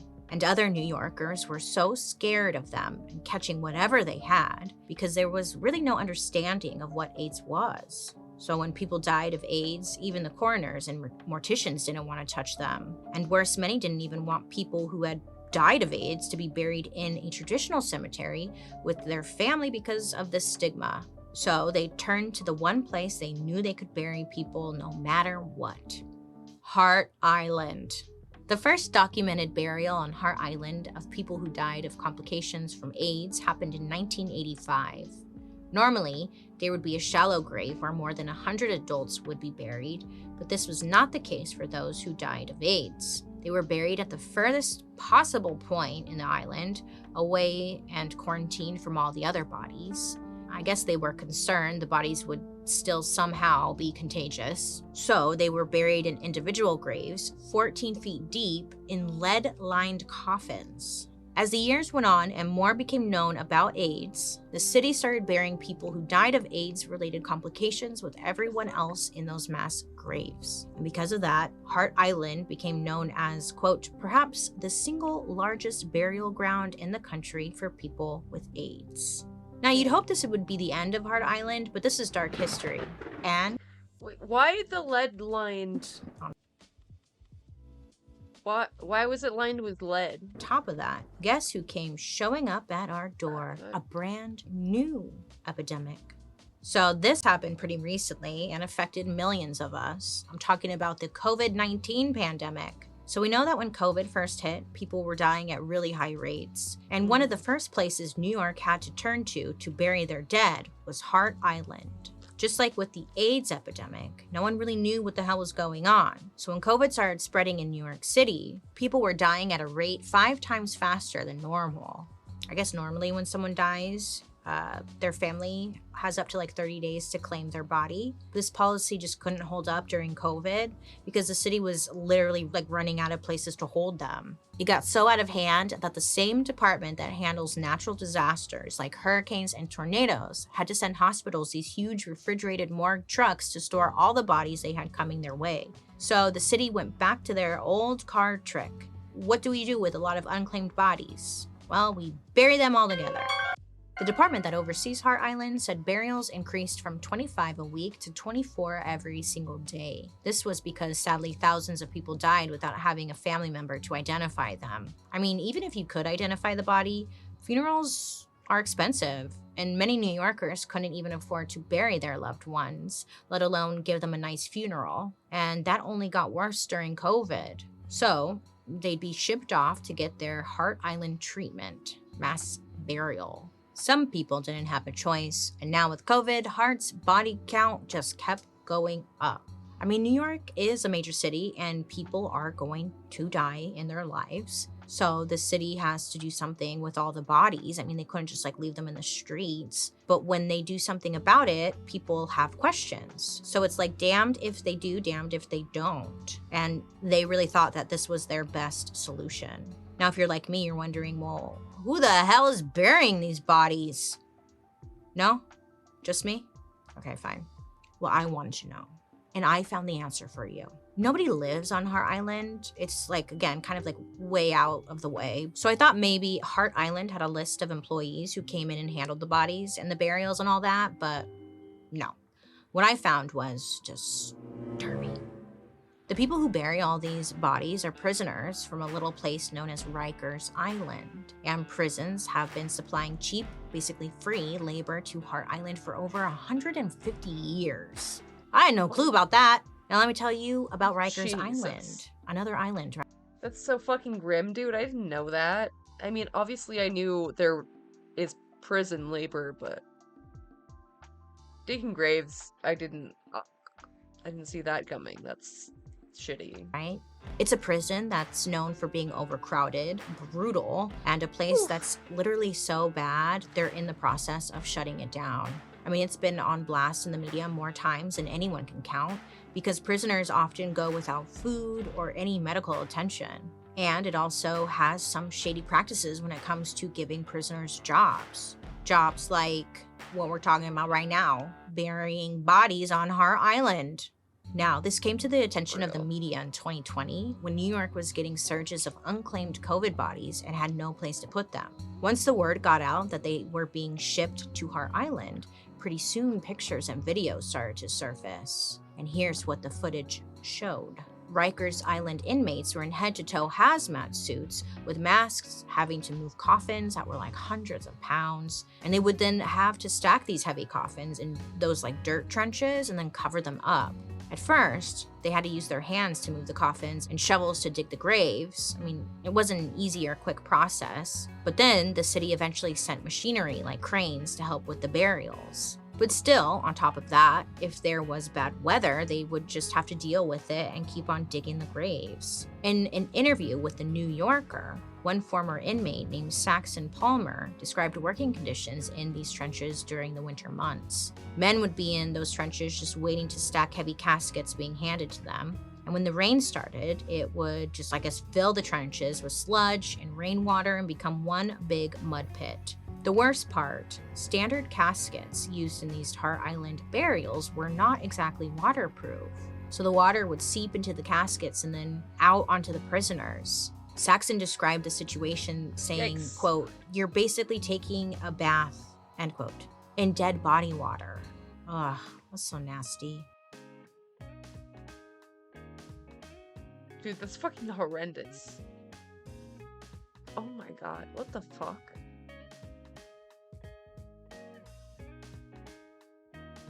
Taking a bath in corpse water, dude.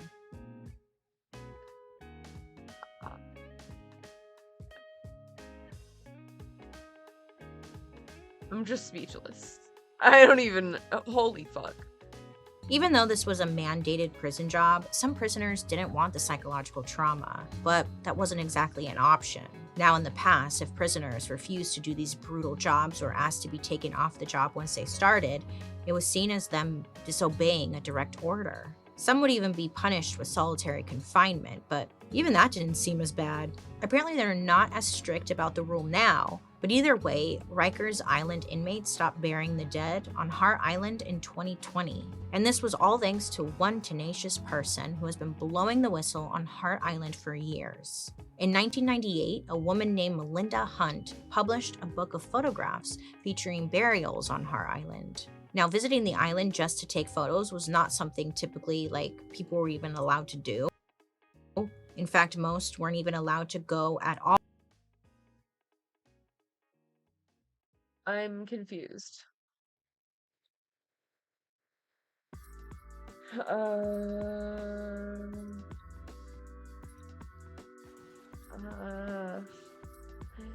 My window capture broke.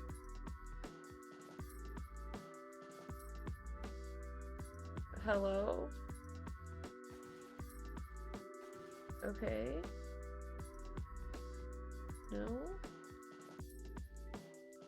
Not that one either. Okay. Even if you were trying to reclaim a family member's body. That's because to get access, you needed permission from the Department of Corrections, which oversees all New York City prisons. So it makes sense when Melinda Hunt is quoted as saying, quote, "Lawyers tell me it's harder to get onto Hart Island than a maximum security prison," end quote. And even when a mother was able to arrange a trip to go visit the grave of her baby, she got to the dock on Hart Island, but no one from the corrections department could point her in the right direction. So pretty much right after Melinda published the book, people started reaching out to Melinda, asking her to help them get visitation rights. Melinda decided there should be a resource to help people figure out where their loved ones are buried so they can go visit them. And that's when she founded the Hart Island Project. And in 2009, Elaine, remember the woman with the missing baby who died? When she comes across the name Hart Island Project and hears about the mysterious burials that happened there, it was like a light bulb went off. Holy crap. City Cemetery must be Hart Island. After 31 years of unresolved grief, Elaine finally knows where her baby girl Tamika is buried. Now Elaine, she just wanted to go lay some flowers on her baby's grave, which should have been easy, but she was told that she was not allowed to go. Eventually, in 2011, they allowed her onto the island for something called a closure visit. Wow, thanks. But they only would let her go into a dirty gazebo that was right next to the water, but that was it. She could only stay in that one location.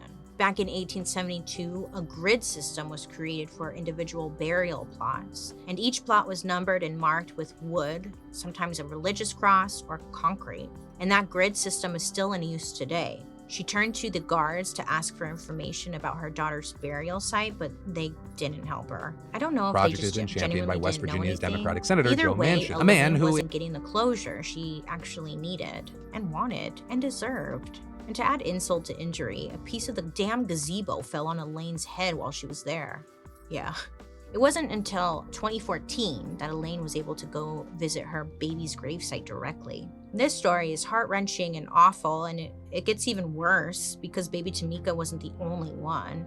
There are literally about 1 million bodies buried on Hart Island, and babies and infants, they make up between 300 to 500,000 of them. So it's very likely this story happened to tens of thousands of other families. And the gross mishandling of all of this just went to show how the city of New York felt about its own people. But thanks to fucking Melinda, the ugly truth was finally exposed. Now the pressure was on New York to actually do something about it.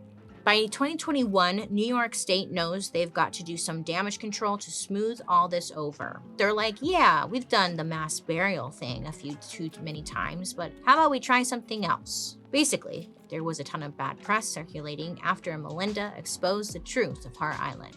New Yorkers weren't letting this go, and they were furious at the city, at the treatment of their dead, and of the prisoners forced to do backbreaking labor to literally cover it all up. All of it. So in 2021, the city announced that Hart Island would be opening up to the public, and they were getting a $70 million makeover. Oh my God, great. So they're finally gonna be building a memorial site to honor the dead. They're finally gonna acknowledge the truth about this island. They're finally gonna help the people visit their loved ones. Maybe they're gonna create an information center to, learn about the long history of this island. Maybe a memorial for all the women wrongfully imprisoned for being lunatics. Wouldn't that... Oh, that's going to be so great. I can't wait for them to do that. But we're on dark history, goddammit. Copium. Okay, and that's not the plan at all. New York, Copium. they're like, okay, those $70 million are going towards tearing everything down. All the history. Once again, just burying the truth. The plan is to bring in tourism and treat the island like a big cemetery open for visitors, like Woodlawn in the Bronx or Arlington National Cemetery. And I'm sure, you're gonna have to pay for the ferry ride over there and for park admission. There might be a little gift shop. I wouldn't be surprised. But they also have plans for nature classes and hiking. Yeah. I was like, are you stupid? I honestly think before they tear any buildings down or do anything, they really need to take care of the people who are already buried there. Kane's was a mistake. Oh no. Oh no, I'm sorry. That sucks. All right. Well, thanks for hanging out. Good luck with laundry and stuff. And make it easier for their families to visit them, to even know that that's where they ended up. The city needs to address not just the fact that there are literally 1 million bodies buried there, but people with names, people who deserve to be acknowledged. I mean, hello, can we do this before we allow people just to hike all over their graves? Now, I may be jumping ahead here, but come on. Feels like the city could start by giving them plaques with their names, or maybe just reuniting families with their loved ones on the island, Until then, if you want to learn more about who is buried on Hart Island, you can check out Melinda's website, hartisland.net, HART island.net. It also has this interactive map of the island where you can zoom in on burial plots. Melinda describes it as, quote, Facebook for the dead. We give people a blank slate to remember their family members to tell their story, end quote. So yeah, go Melinda. Go fucking Black Mirror ass. Melinda, why don't they fund her project? The website itself is a step forward, but there's more to do. Now, New York City wants Hart Island to become a public cemetery everyone can visit, but there are still no headstones, only white posts or stone markers with numbers on them that represent body counts. And not only that, but according to the New York Times, there are no public bathrooms, there's no electricity or shelter from New York's, kind of crazy weather. So yeah, I don't know, lots of work to do to make it a welcoming space. And most importantly, just really a place that honors its dead and acknowledges what's happened, The cemetery chaplain who currently works on Hart Island recently said it best himself. He said Hart Island, quote, reflects the lives of people who live on the margins, the homeless, the sickly, the neglected, the forgotten, and overworked. When I was researching Hart Island, something that really caught my attention was this 30-foot high monument in the center of the burial sites. In the 1940s, prison inmates offered to build a monument in honor of the people on the island so they wouldn't be forgotten. A monument to the unbefriended dead. On one side, there's a simple engraved cross. On the other, the word peace. And that monument still stands today. This is something that many people have wanted to bring to Hart Island in its dark past. Dignity and peace, just like the monument says. So many bad things have happened there, but there are still people who want to go visit their loved ones. There's so much mystery and gatekeeping when it comes to the island that for many years, it felt impossible. And sure, New York City said they're gonna fix it, but it's hard to just believe them, right? After what they did for 150 years. That's a long time. 150 years and you're just gonna change like that? Okay. So actions, they always speak louder than words, New York. I'll believe it when I see it. Okay. Well, everyone, thank you for learning with me today. Remember, don't be afraid to ask questions, to get the whole story, because you deserve that. I love to hear your guys' reactions to today's story. So make sure to use the hashtag Dark History over on social media so I can follow along. Also, you can join me over on my YouTube where you can watch these episodes on Thursday after the podcast airs. And while you're there, you can also catch my murder, mystery, and makeup. I hope you have a really great rest of your day. You make good choices, and I'll be talking to you next week. Goodbye. Dark History is an Audio Boom original. This podcast is executive. Okay. Unhinged with Chris Clemens. A Big Spark Studios original. I remembered. You're not gonna ruin my ears this time, Chris. I remembered. Got him. The clock struck 12 and just Oh, of course he didn't play it this time. God damn it.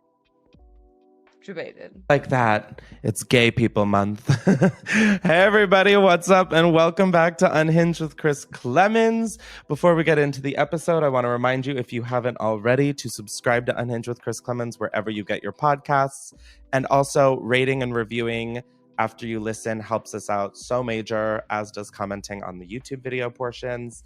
Now, if you like video episodes, we put them up on youtube.com/Chris. And that's my little blurb for the day. Now, before we get into the episode part 2, I wanted to do today's shout out. Now, because it is Pride Month, I wanted to really tailor this month's causes towards the bettering of the LGBTQIA plus community. And that is why for today's episode, we are shouting out Encircle. They believe every LGBTQ plus youth deserves access to supportive spaces and resources to help them heal, grow, and thrive. They offer community programs, support groups, and therapy services at all Encircle homes. You can learn more and donate at encircletogether.org. And it's no secret that in this hole of a country, LGBTQ plus people are day in and day out under attack, and people are less and less safe literally just to be who they are. And I think, we'll talk about it all later in this episode, but I just wanted it to be something like that because, even in the state of Florida, kids are now able to be taken from their parents if they're trans.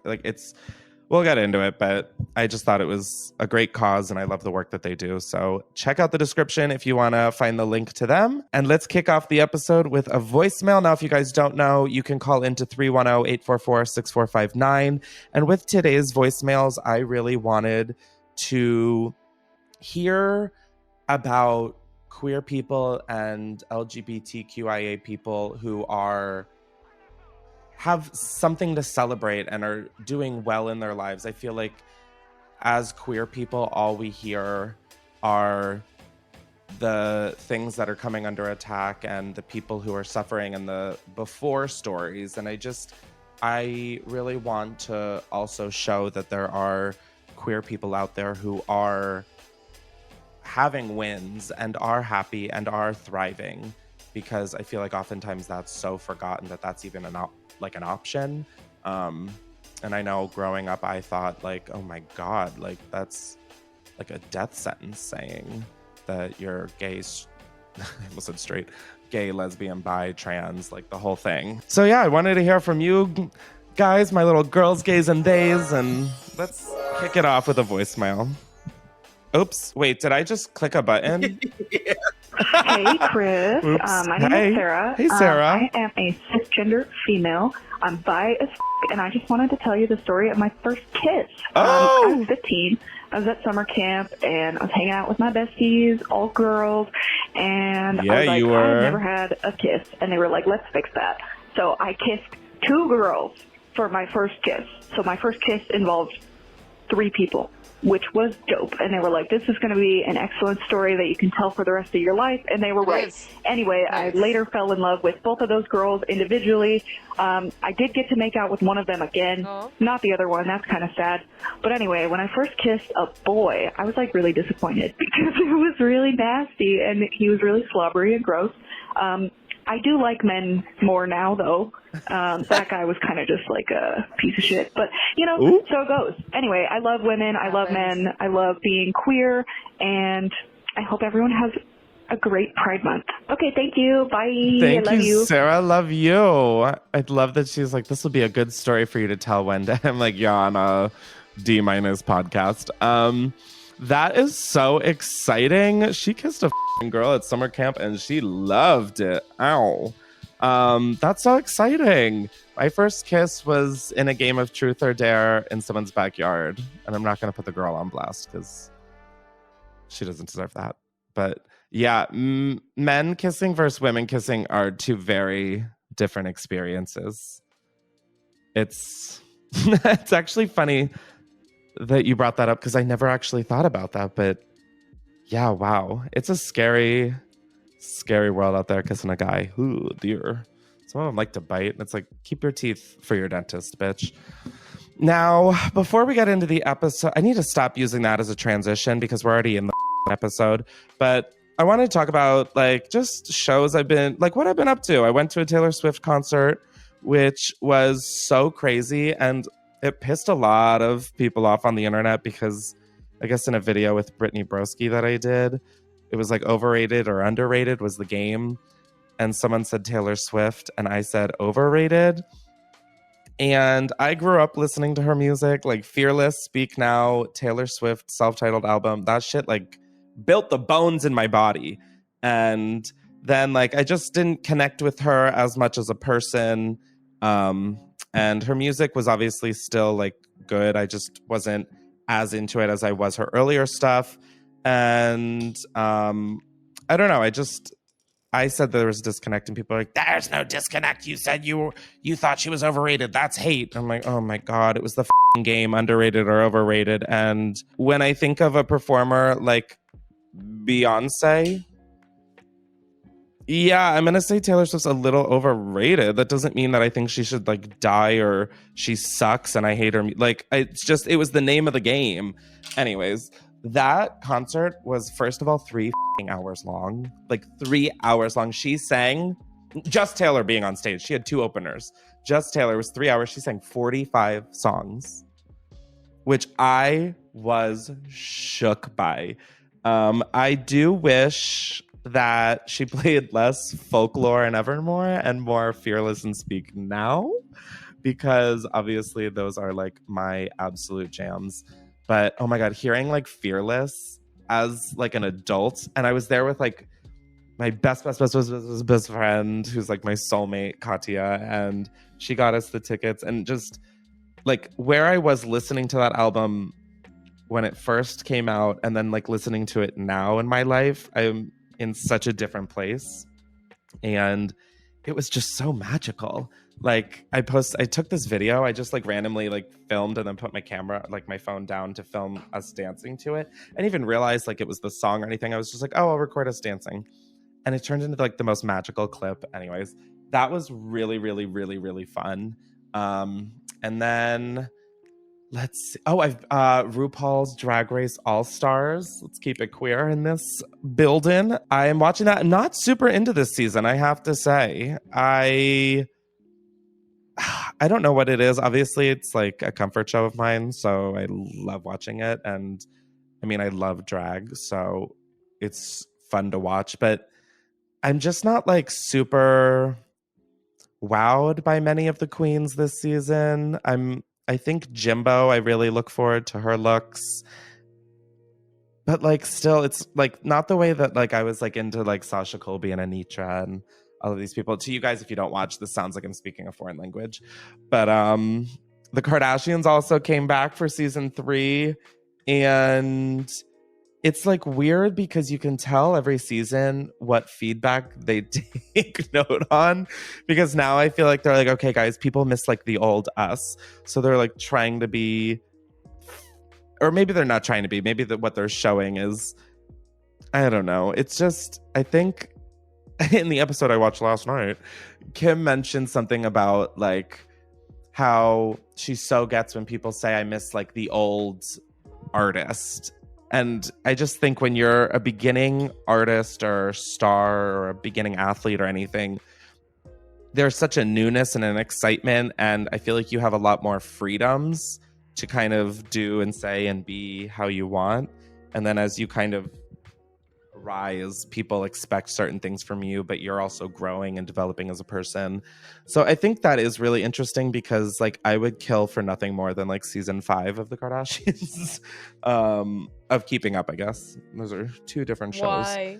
But why though? Yeah, I think this season's going to be better because I think they're actually going to show drama, but I don't know. I feel like maybe it's run its course, which like doesn't break my heart to say, but that show was like another one that I would like watch and I'd be like, oh, another dysfunctional family. This is so good to see. And then they became like billionaires. So the relatability kind of ended there. Have you guys seen any good shows? Everybody's like talking about Succession and Ted Lasso ending, and I don't watch either of these. So guilty pleasure of late is actually watching New Girl, which is not a new show. It's an old show. No, it's an old girl. It's an old girl. But Mia is so into it. Oh my God, fun. So while she was away at school, I got into it, and now we've been just jamming through episodes like nonstop. So that's been a lot of fun. Justy, what about you?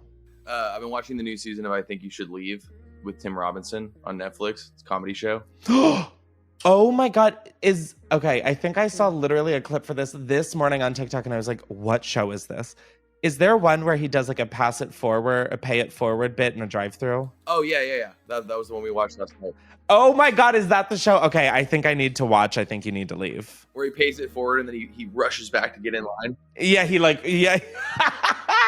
I was like, it gives me very much Nathan For You kind of vibes of like same kind of humor, same kind of entertainment almost. Yeah, I'd highly recommend it. So that's the name of the show, I Think You Should Leave. Mm-hmm. 3rd season. That sounds good. I did like Nathan For You. I did. So you've got a lot to catch up on. Oh, that's not that much though. They're like Adult Swim size shows, so they're like 15 minutes. Oh my God, Adult Swim is only 15-minute shows? Like most of the shows are usually like 15 minutes. Oh my God, I like never watched Adult Swim because I was never allowed to, because I was in a kid swim. So wasn't SpongeBob made for Adult Swim? No, it was on Nickelodeon. No. I mean, I know, guys. I know it was on Nickelodeon. It did have sort of like adult underlying themes. Yeah, in Mr. Krabs lived in Bikini Bottom. Yeah, he did. I don't know if that was like one of those. We should do an episode on like middle school rumors. Wait, I never really thought about that. Is that an innuendo? That seems weird. I don't want to think about that. Because I feel like growing up, there are so many things that I think of as fact, but like they were just some stupid thing bored 6th graders and I were like just shit talking. And so, like SpongeBob being originally made for like Adult Swim, I think was one rumor. Like the one about, oh my God, Lady Gaga being a hermaphrodite. Is that, did you guys remember that when people thought that she had both a what? dick and a vagina? I remember hearing. Or was that Sierra? Oh, it was Sierra. Well, it was both, I think, though. I remember the Sierra one, though.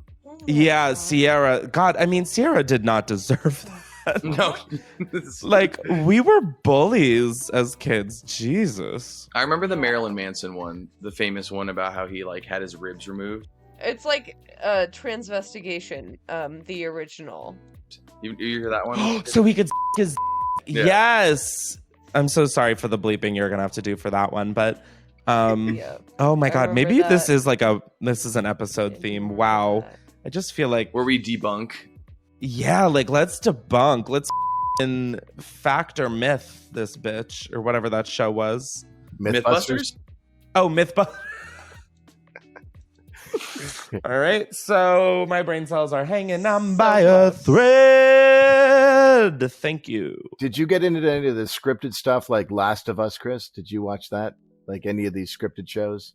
Last of Us. No, I didn't watch Last of Us, but I did watch someone from the Last of Us? Was that on ABC? HBO.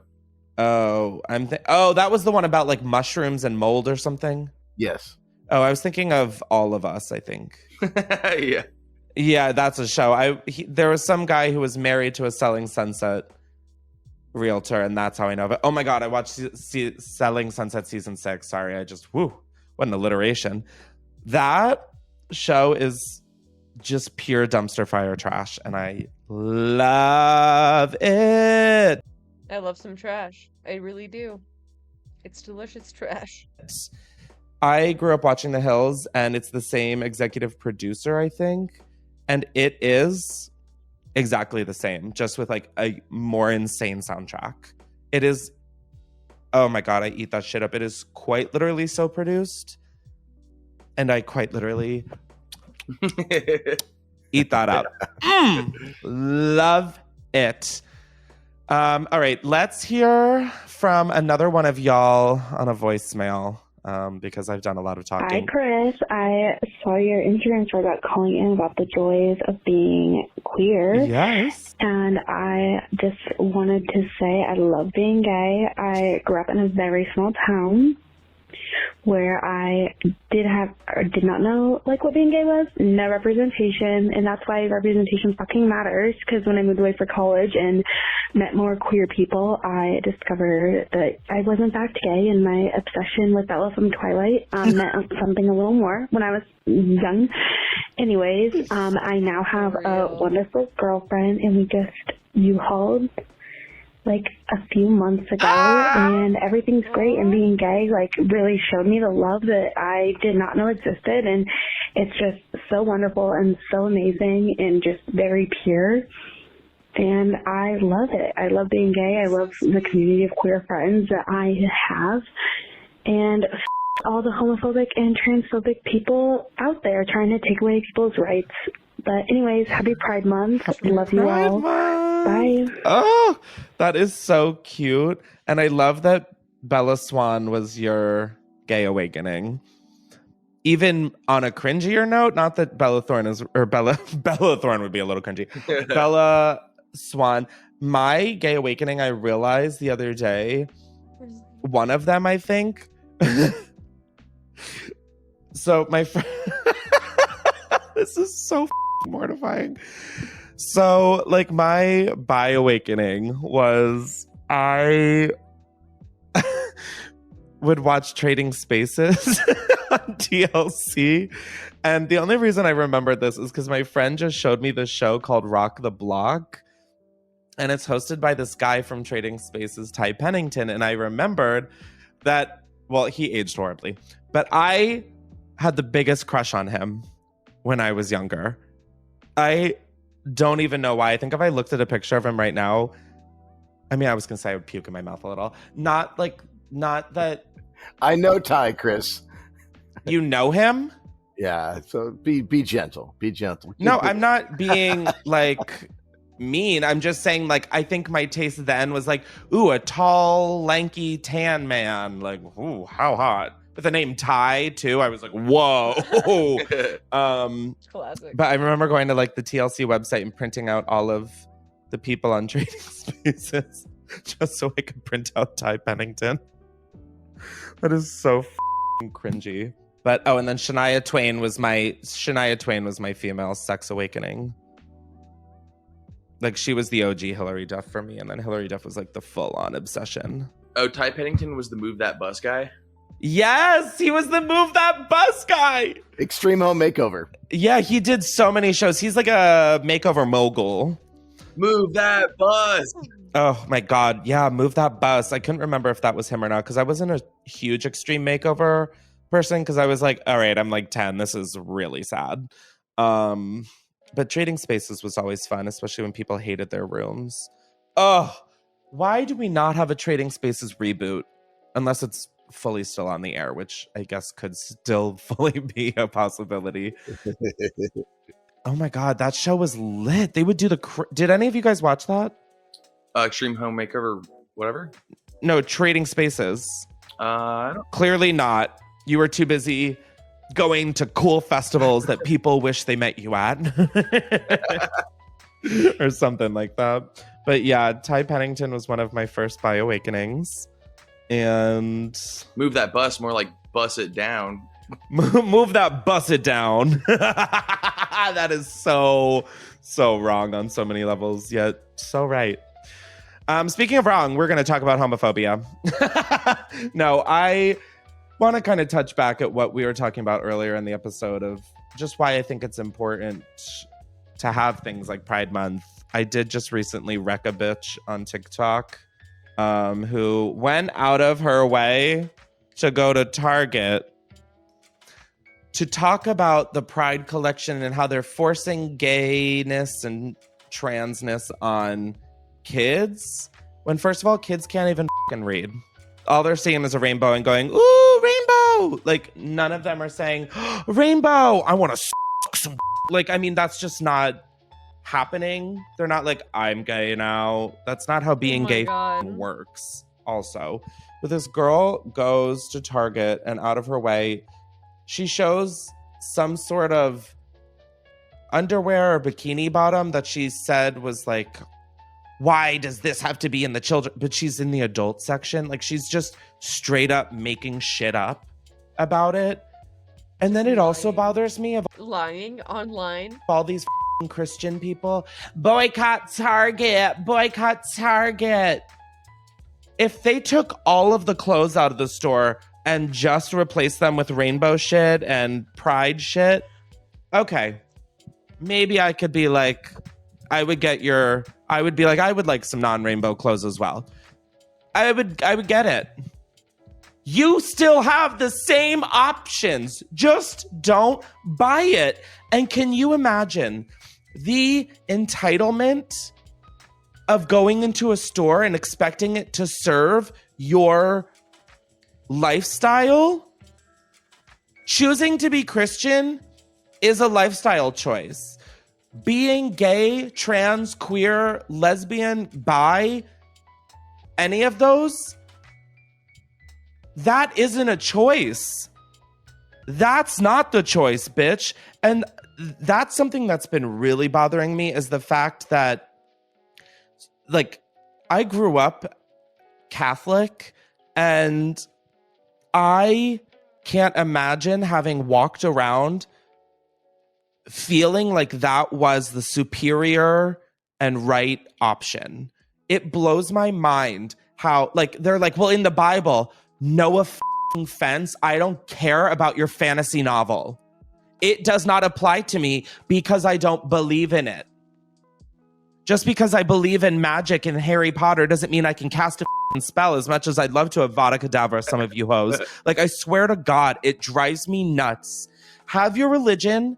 I respect that. When you're making your religion this grandstand ideology that people need to follow or they're bad, that's a problem. If you're going to live your life like that, shut the up, register people as bad in your head, and carry on with your day where you're supposed to be spreading kindness. Instead, you're supporting legislation that forces kids out of the closet and punishes them for being exactly who they are when it's already hard enough.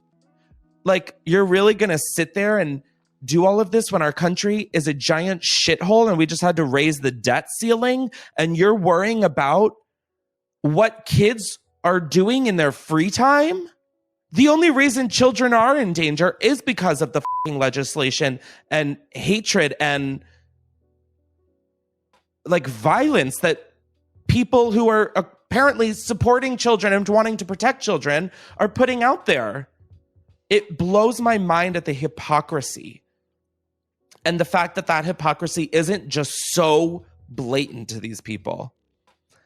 It's really, like, I can't imagine growing up now.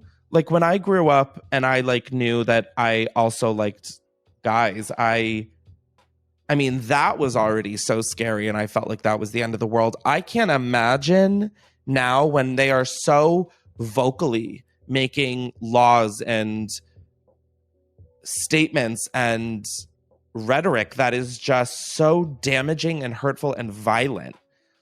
It just makes me so sad that this is what it's come to. Like, why should I go out of my way, let alone alter my life, because my neighbor wants to f someone of the same gender? Why does that matter? I don't care. I mean, if they're taking used condoms and throwing them in my yard, yeah, then maybe I'll have a problem, because then it affects me. But if you're going to read the Bible about loving thy neighbor and this and that, fucking walk the walk if you're going to talk the talk. It's so fucking annoying. Or just don't even bring religion into it and just say you're a piece of shit. Like, if you just own the fact that you hated people for who they are, I'd respect you a whole lot more. Granted, it's still fucking little, but I'd at least respect you a lot more than blaming some book that didn't even talk about gay people. It was talking about pedophiles. Like it just, and oh my God, you guys want to worry about children's genitals and what those children feel, how they identify. And yet so fucking gross. People touching children's genitals are priests, are police officers, are teachers, are people in positions that are to protect children. Bitch, bye. The call is coming from inside the chapel. I'm done. I'm so fucking done. When is a drag queen? I've never heard of a drag queen killing someone, touching someone inappropriately, touching a child inappropriately. Once you can show these receipts of how big of a problem y'all are making it out to be, then we can talk. But until then, shut your toothless mouth, bitch. Ugh. That's all I have to say. Anyways, this is why we have voicemail, so I have to stop talking. Let's hear from one of you guys. Hi. This is Bella and Shay. Oh, Bella and we're really Shay. high. We just smoked a joint Okay, and we're eating work. cheesy bread. And I just wanted to say that I just love being gay, man. That's it. I just like being gay. And I just love, women. Also, Same. women. Same. Women is gay. Okay, bye. Women. Okay, thank you so much for that insightful, are awesome. insightful voicemail. I want to join this little blunt rotation. That seemed like a really fun time. Now, before we carry on, I want to thank one of the sponsors of today's episode, which is Helix Sleep. If you guys don't know, they have supported me endlessly as well as this podcast. Now, Helix is a premium mattress and a box company that takes all of your unique wants and needs in a mattress and they ship it right to your door. All of the beds in my house are Helixes and they are just... I already look forward to going to bed, upon waking up. And their mattresses make getting into bed so worth living a long day. They're those creepy mattress stores. Well, you take the shit what Helix to test out a new member. Plus, this is their best on today's episode was his RB boss. Now in the and I desperately look for in food. Now, if you're wondering where you can find it on Amazon at getloopy.com, GETLUPII, and use code Chris20, and let's get back to the episode. Now, we're going to do some more pop culture segments because, one, I never know what's going on in the world, and two, I had such a fun time doing this last time.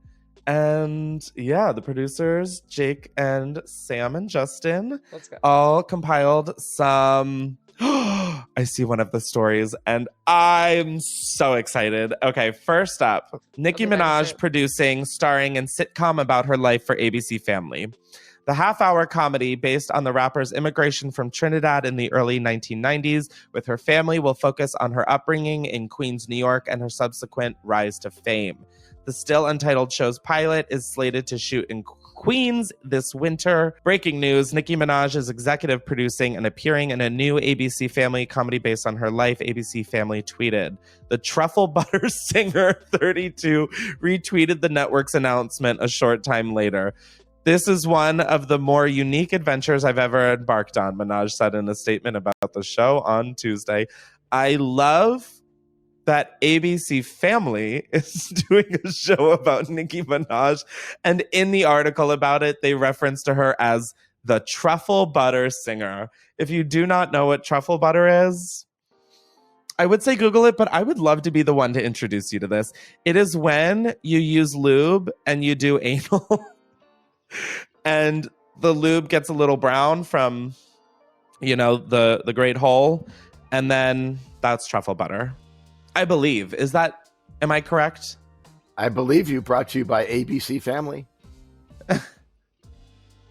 I can't wait till they go to her penning of truffle butter. I'm excited because one, I think she does have a very interesting upbringing.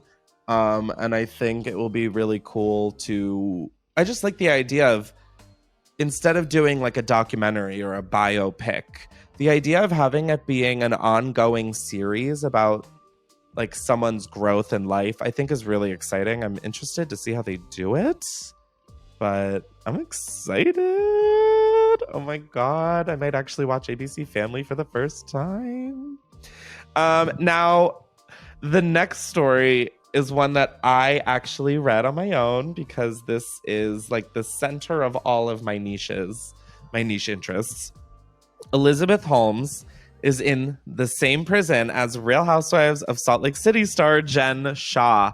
Elizabeth Holmes is serving time in federal prison alongside another notable inmate, Real Housewives of Salt Lake City star Jen Shah. On Tuesday, Holmes, 39, reported to federal prison Camp Bryan in Texas, a minimum security prison facility that houses 655 female offenders. The disgraced founder of blood testing company Theranos began her 11-year, 3-month prison sentence on Tuesday. The FBI, or the Bureau of Federal Prisons, confirmed to people. I was trying to be slick and abbreviate it, but it wasn't the right thing. According to the BOP, Shaw, 49, is also imprisoned at Bryan FPC, about 100 miles outside of Houston. Both Shaw and Holmes were convicted on fraud charges. I mean, Jen Shah's arrest and like demise was like the reason I started watching Real Housewives of Salt Lake City. It combines like a crime doc with reality television, and both of those are my favorite thing. And that's how I got into it. And then when I saw this article, I haven't seen the what's the Theranos? It's like the Inventing Anna, but on Hulu for Theranos. What was that called? With Elizabeth Holmes? Yeah. Oh, The Dropout. That's what it was called.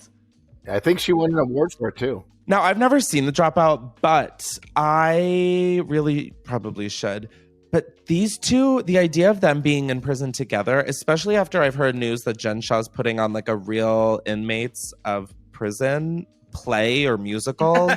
Like we need cameras in there. I know it's against the law or like against the rules or whatever the giggity gag is, but I need it. I need this f***ing content. Like, can we slip her a webcam? Like, can we... Oh! And then I saw pictures of her in her, like, little tan getup that paparazzi, I guess, caught of Jen Shah. And I was like, oh! I just can't wait to see these people after they get out of prison, which I know is kind of f***ed up. I haven't seen, like, basically any of the Housewives. I feel like I would like it, though. I do love some trash. And I love making fun of rich people. But like Jen Shah being a filler queen and a Botox legend, I'm like, whoa, I want to see what that face looks like post-prison because I don't think she can get injections while she's in there. Oh my God. I mean, this is just like, oh, when I saw this story, I was so excited. Next up, Al Pacino, 83. Wait for it. Is set to become a father again. Hollywood actor Al Pacino is set to become a father again at the age of 83 with his, wait for it, 29-year-old girlfriend expecting a child. I am sorry, I would never let an 83-year-old come dump inside of me. That is crazy. The actor, best known for his roles in Scarface and the Godfather series, has 3 other children, 2 with Beverly D'Angelo and 1 with Jan Tarrant. He joins a growing list of older fathers. At the age of 79, actor Robert De Niro has recently welcomed his 7th child. So I just want the thought process on this because as a 29-year-old, I feel almost too old to be having children, which I know is irrational. But 83, okay, so your kid's going to be born when you're 83 or 84. It's going to turn 7 and you'll be 90 or 91. Yeah, the stat that bugged me was when they turn 18, he'll be 101.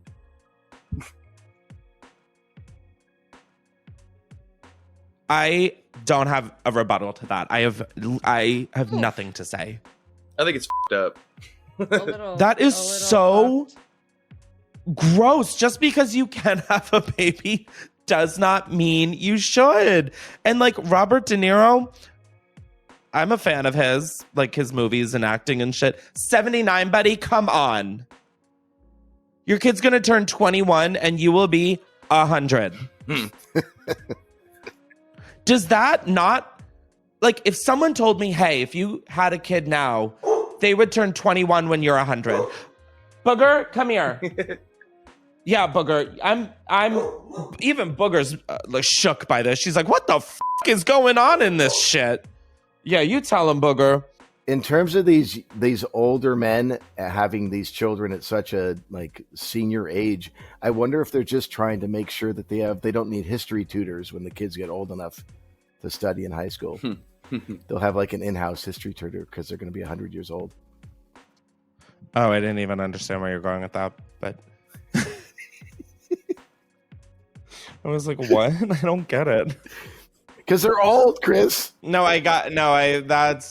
not age shame now, Jake.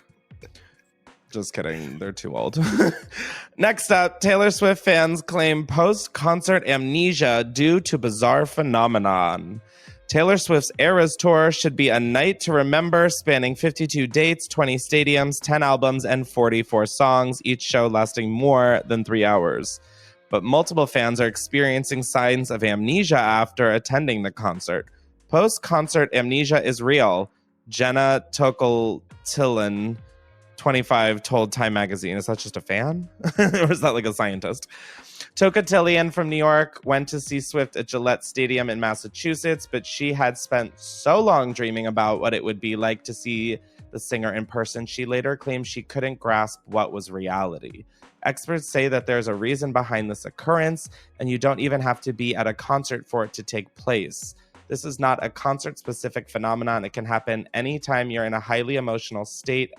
Ewan McNay, an associate professor in the Department of Psychology at the State University of New York at Albany, told Time, high levels of emotions have a lot to do with the feelings of forgetfulness. So is that why I don't remember a goddamn thing? Is because I am always so emotional? Like, I'm not even kidding. I'm like, also, yeah, I guess I too don't really remember a good chunk of the concert. And it's not because I was like drunk, although I did take a bunch of little exotic gummies. There was just a huge part that was kind of a blur, mostly because there was just so much going on. I mean, the stage was, first of all, huge, and her sets were like big. Like, she brought a whole house on the stage, and I was like, Miss Ma'am, what? So that's interesting. I wouldn't have thought that I had post-concert amnesia, but maybe I do. But I wonder really if that is a reason why I don't remember a lot of things. Because I am so emotional. Or something I do a lot is I will hype things up in my head. Like if I'm like going to like a Beyonce concert front row, which I am, and I have done this now. I'm like, oh my God, she's going to see us and bring us up on stage. And then I'm like, oh my God, Chris Doll, no, this is why you're also so disappointed all the time. It's because I'm sitting here and I'm like, Beyonce's going to see us and want to be our friend. So I wonder if that, I'm going to have to look more into this and maybe I'll report back next week. Do we have another voicemail? Hi, Chris. Hi. And Sam and Justin and Jake. Love you guys. So it's Pride Month, bitch. It and is. We are coming in hot. We have to because dangerous. all this anti-LGBTQ shit all over this country, I'm not here for it. And I know you aren't either. You're a huge inspiration to me, honestly, as a bisexual person that lives authentically and isn't afraid to live authentically. And I want that for everybody in our community. I just recently got a job with the Wisconsin LGBT Chamber of Commerce. Yes, bitch. She's college graduated and actually free. Period. So excited. So I'm literally LGBTQ plus owned and operated businesses in my state. It's definitely a struggle sometimes to find support, find community, find love. So I want to do that. I want that to be my career, and I'm starting off on the right foot, obviously. But I just want to send a message to all my Wisco loves that there are people here who support you and who love you and who want to see you shine and live your life happily in this state and in our country. So dare I say the I'm world? I'm here to say happy Pride. Pride it up. Be loud and proud. Double down on all of it. Let them know. We all know who them is, okay? Let them know that we're not going anywhere. Stonewall was a riot, and we'll do it again, okay?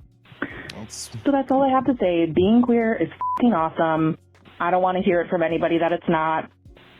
And yeah, happy Pride, y'all. Love you. Bye. Woohoo! Look at me. Oh, wait.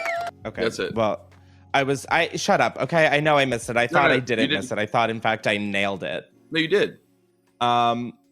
Whatever. I think what you said about there are people who care and want you to be happy, I think that is so important, especially right now where we are in, oh my God, the world. It's so hard to feel like there are people fighting for you and wanting the best for you. But as much as it feels like there are people wanting you to disappear and be diminished, there are so many more people like on your side. It's just that the people against you have no decorum or volume level to which they will scream their horrendous garbage, and therefore it feels like a majority. But just know that if you're in the closet or questioning or anything, there's nothing wrong with you. There's nothing wrong with that. Some people might tell you there is, but listen, if those people don't matter to you, their shit shouldn't matter either. So I was going somewhere with that, but my brain was like, and boop. It's been happening a lot lately where I'll just be like mid-sentence and I'm like, girl, what the are you saying? And sometimes it just happens to be on a recorded podcast for the internet to consume. So on that note, happy Pride to all of my LGBTQIA plus girlies out there. Be safe, most importantly, and never let someone diminish your shine, baby. You've got this. You're important, you're loved, and you are wanted 100% the way you are. Unless you're a bitch, which in that case, rock on, me too. Love ya. As always, thank you to Justin, Sam, and Jake for being here and helping out. And be sure to subscribe to Unhinged with Chris Clemens, wherever you get your podcasts. Rate and review us. Video episodes, youtube.com/Chris. I'm trying to think if there's anything else. I can't, so goodbye.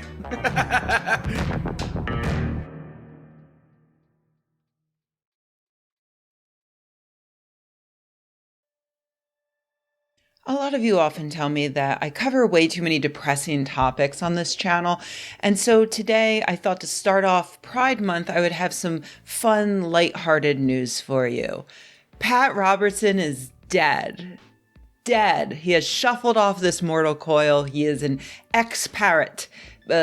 Pastor. Considering that Robertson's death was just announced today, the day that you might even be viewing this video, you may be shocked that I was able to produce this so quickly, but that's because when it comes to bigoted evangelical snake oil salesmen who worked tirelessly for decades to make the world a worse place for everyone except for themselves, I'm basically like the Incredible Hulk.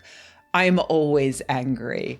I'm always just waiting for that announcement to hit so that I can reel off exactly why this person's death is better for the universe as a whole. I might not remember what I had for lunch yesterday, but God damn it, I will remember that Robertson was an inveterate grifter who was pro-slavery, anti-gay, pro-AIDS, anti-feminist, and pro-genocidal African warlord, and who is a primary reason that the United States is currently wrestling between democracy and theocracy. Robertson deserves to be forgotten as his bloated corpse molders in an unmarked grave, but since I know that won't happen, I will settle for all of us remembering him as he truly was, and that's as a monster. So in case you weren't aware of his history, I'd like to just briefly go over a few of his greatest hits. Pat Robertson was a liar from a very young age. He joined the Marines to avoid being drafted into the Korean War, and he had his powerful powerful father, who was a segregationist U.S. senator, pull strings to put him in the safety of an office for the entirety of wartime operations. When he later tried to claim a heroic military record, a fellow Marine stepped forward to publicly state the truth, for which Robertson attempted to sue him for libel. That Marine pointed out that he had 20 more Marines ready to back him up, and Robertson eventually had to drop the case before a jury could rule that he is a liar. Realizing he had a real penchant for lying, he first went to law school, but failed to pass the bar exam. Weasley little liar, dude. What do you do when you're a really good liar, but you're too stupid to be a lawyer? Well, you go into religion and politics, of course. So he went to seminary and he became a Southern Baptist minister, which gave him the perceived authority to start the Christian Broadcasting Network, or CBN, a cable TV network that would launch the careers of 1,000 televangelist grifters like Jimmy Baker. Here are some of the things Pat Robertson has told his large and continuing to grow audience over the decades. He said the world would end by autumn of 1982. He said non-Christians are termites and called for a godly fumigation. He said non-Southern Baptist denominations of Christian were the Antichrist, and that Muslims and Hindus are demonic. He famously said that feminism is a socialist anti-family political movement that encourages women to leave their husbands, kill their children, practice witchcraft, destroy capitalism, and become lesbians. Honestly, just a really good time. Thank you for the advertisement, Pat Robertson. He said gay men were wearing sharp rings to cut people and give them AIDS on purpose. He called for Hugo Chavez to be assassinated. He said Haiti was hit with an earthquake because they rebelled against the people enslaving them. He said Disney World was going to be destroyed by a hurricane because they had a gay day. He said homosexuality is the same as bestiality. And like a million more things. Seriously, it was 50 years of nonstop batshit insanity. I can't be here all day just talking about this. But just to be fair, I will mention one really good humanitarian thing Pat Robertson told his CBN audience. In 1994, he urged his viewers to donate money to fund the chartering of a 727 plane that would bring medicine to 250,000 refugees who had been devastated by the Rwandan genocide. Wow, that's so amazing, right? Just a completely selfless act. Oh, wait, no, it turns out, unfortunately, the money Robertson raised was actually used to set up one tent full of Bibles in one refugee camp. The rest of the money was used to set up a diamond mining operation, of which Robertson was the sole shareholder and president. He got the license to mine there from the president of Zaire, who was sanctioned by the UN for human rights violations. So, of course, Robertson used his power and influence to try to have those sanctions dropped. This mirrors Robertson's support of genocidal warlord Charles Taylor, who was president of Liberia during the Second Liberian Civil War. When Taylor was eventually caught and tried at The Hague for crimes against humanity, he admitted on the stand that he gave Pat Robertson a gold mine in exchange for Robertson lobbying in his favor in the United States. That mine would also help fund Taylor's operations in Liberia. Taylor was sentenced to 50 years in prison for terror, murder, rape, and some of the most heinous and brutal crimes in recorded human history. Robertson was sentenced to nothing, of course. He just scooted along to the next big scam. Over the years, Robertson gradually introduced his growing CBN audience of credulous check-writing evangelicals to politics, adding news segments to their devotional programs, basically telling people how to vote. This fit in nicely with Robertson's plan to run for the 1988 U.S. presidency, in which he raised a shit ton of money and then quit before the primaries were over. As Eric Loomis writes over on Lawyers, Guns, Money, once upon a time, lunatic self-promoting celebrity right-wing candidates with zero political experience could win a marginal amount of votes in this country. Alas, those days are past. Everything Robertson did, in fact, lead us to Donald Trump in 2016. That presidential run, sure, but also slowly but surely turning even mainstream Christians into theocratic fascists who truly believe that the separation of church and state was a mistake and that it is incumbent upon them to use their votes to crush their perceived enemies and usher in the end times. So Yeah, fuck that guy. While it's a good thing that he's dead, it's a very bad thing that he lived to the age of 93. That's 2 decades past the average American, and those decades were vastly more comfortable than the average Americans and ridiculously more luxurious than the average person affected by the Rwandan genocide or the Liberian Civil War. While it may feel good to celebrate that he's gone, I urge you to actually view this as a call to action. Every time one of these billionaire frauds makes it to the end of a long, happy life to die peacefully in their sleep, they win. Rupert Murdoch is going to win. Henry Kissinger is going to win.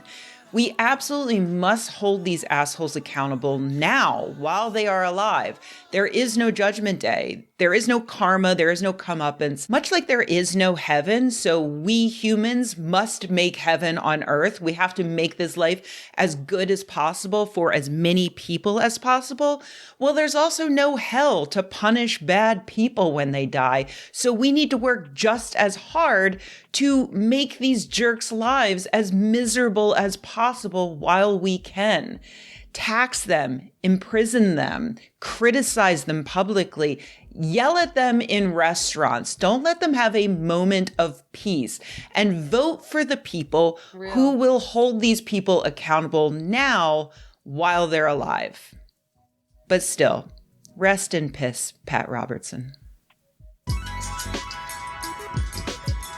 Rest in piss indeed. Rebozo. Hey everybody, thanks for watching. If you enjoyed this video, please give it a like. If you loved the video, please subscribe.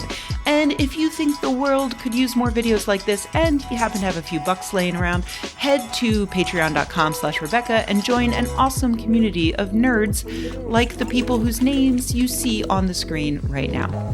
Thanks.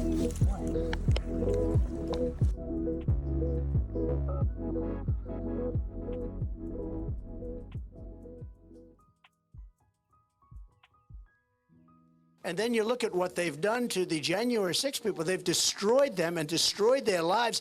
And a lot of them didn't even go into the building. He's so back. Look at how disgustingly orange he is. He literally looks like rotisserie chicken that was left out under those lights for way too long. It is so beautiful. He is so beautiful, dude. Look at how disgusting his flesh looks. It looks like the average British lady from Essex, okay? The only time I've seen tanner like this applied so liberally is in the UK. And you know exactly what I'm talking about. There's those lovely ladies out there in Essex, yeah? And this is how they look like an Oompa Loompa. Oh my Lord, dude. All he needs is like the grossest pink lipstick of all time. And that's like the least lady in Essex. I've been watching DeSantis go out and say, I've got 8 years. It's going to be 8 years. Let me tell you something. Right there, you should vote against him. It'll take me 6 months to have it totally the way it was. We'll have it fast. It's drilling. It's the wall. And it's getting criminals out of our country that have been allowed to come in so freely. We're going to get them out. ICE, we're going to double up on ICE and the Border Patrol. They're incredible people. Brandon Judd and Tom Homan and some people that we have are phenomenal people, but they don't use the good ones. They use very liberal, very radical left people, and it's hard to believe. You know, I did hundreds of miles of wall. Then I said, you know, we should do more. What do you think? And they gave me other locations. We would add another 200 miles to it. We started, would have been done within a few weeks. The stuff was all there. They actually lifted it up and took it where Texas and Arizona can't get it. Can you believe it? Instead of saying, you guys put it up yourself, at least. But they didn't want it up. That's when I said, these guys actually believe in open borders.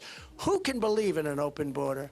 But when I heard DeSantis go out and say... DeSantis... And talk about 8 years. We need 8 years. You don't need 8 years. You need 6 months. We can turn this thing around so quickly. If you need 8 years...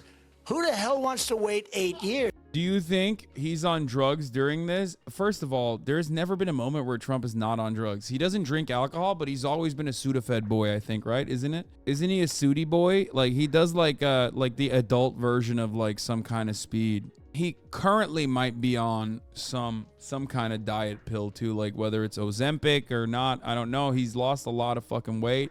I don't think Trump does Adderall. For those of you saying like Adderall, Vyvanse, Concerta, no, like I think he does like I think he does like the old man version of that, which is like some kind of upper, like I said, like some like European Sudafed that has like ephedrine in it or something. You know what I mean? He's not the type. I don't think he's the type of dude that does like Adderall is like too new age for him. You know what I mean? And there are boxes. I mean, there are photos of having like pseudoephedrine in his drawers from like back in the day. He takes Euro Sudafed. It was in the Mexican Bowl photo. Yeah.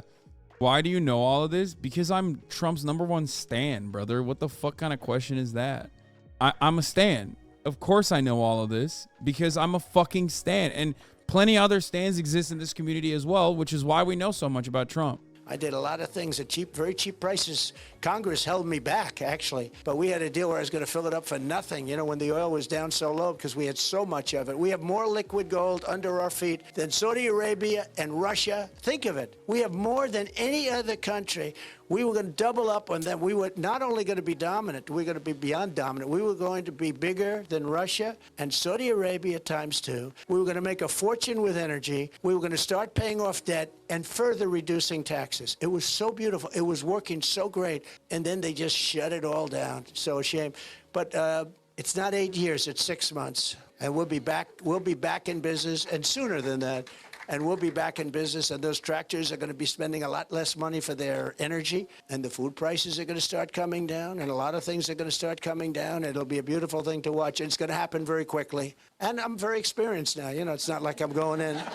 Not like I'm going in and say, oh, this is a nice office. Is this the Oval Office? It takes you about a year to sort of say, can you believe this? This is the Oval Office. Dude, this is so likable, dude. It's not even just like this line here in and of itself is not even just like personable for the Republican Party base of voters, which already is like he already knows exactly how to speak to them. But this is like to the average American that doesn't care about politics too much. They see this and they go, oh man, he's right.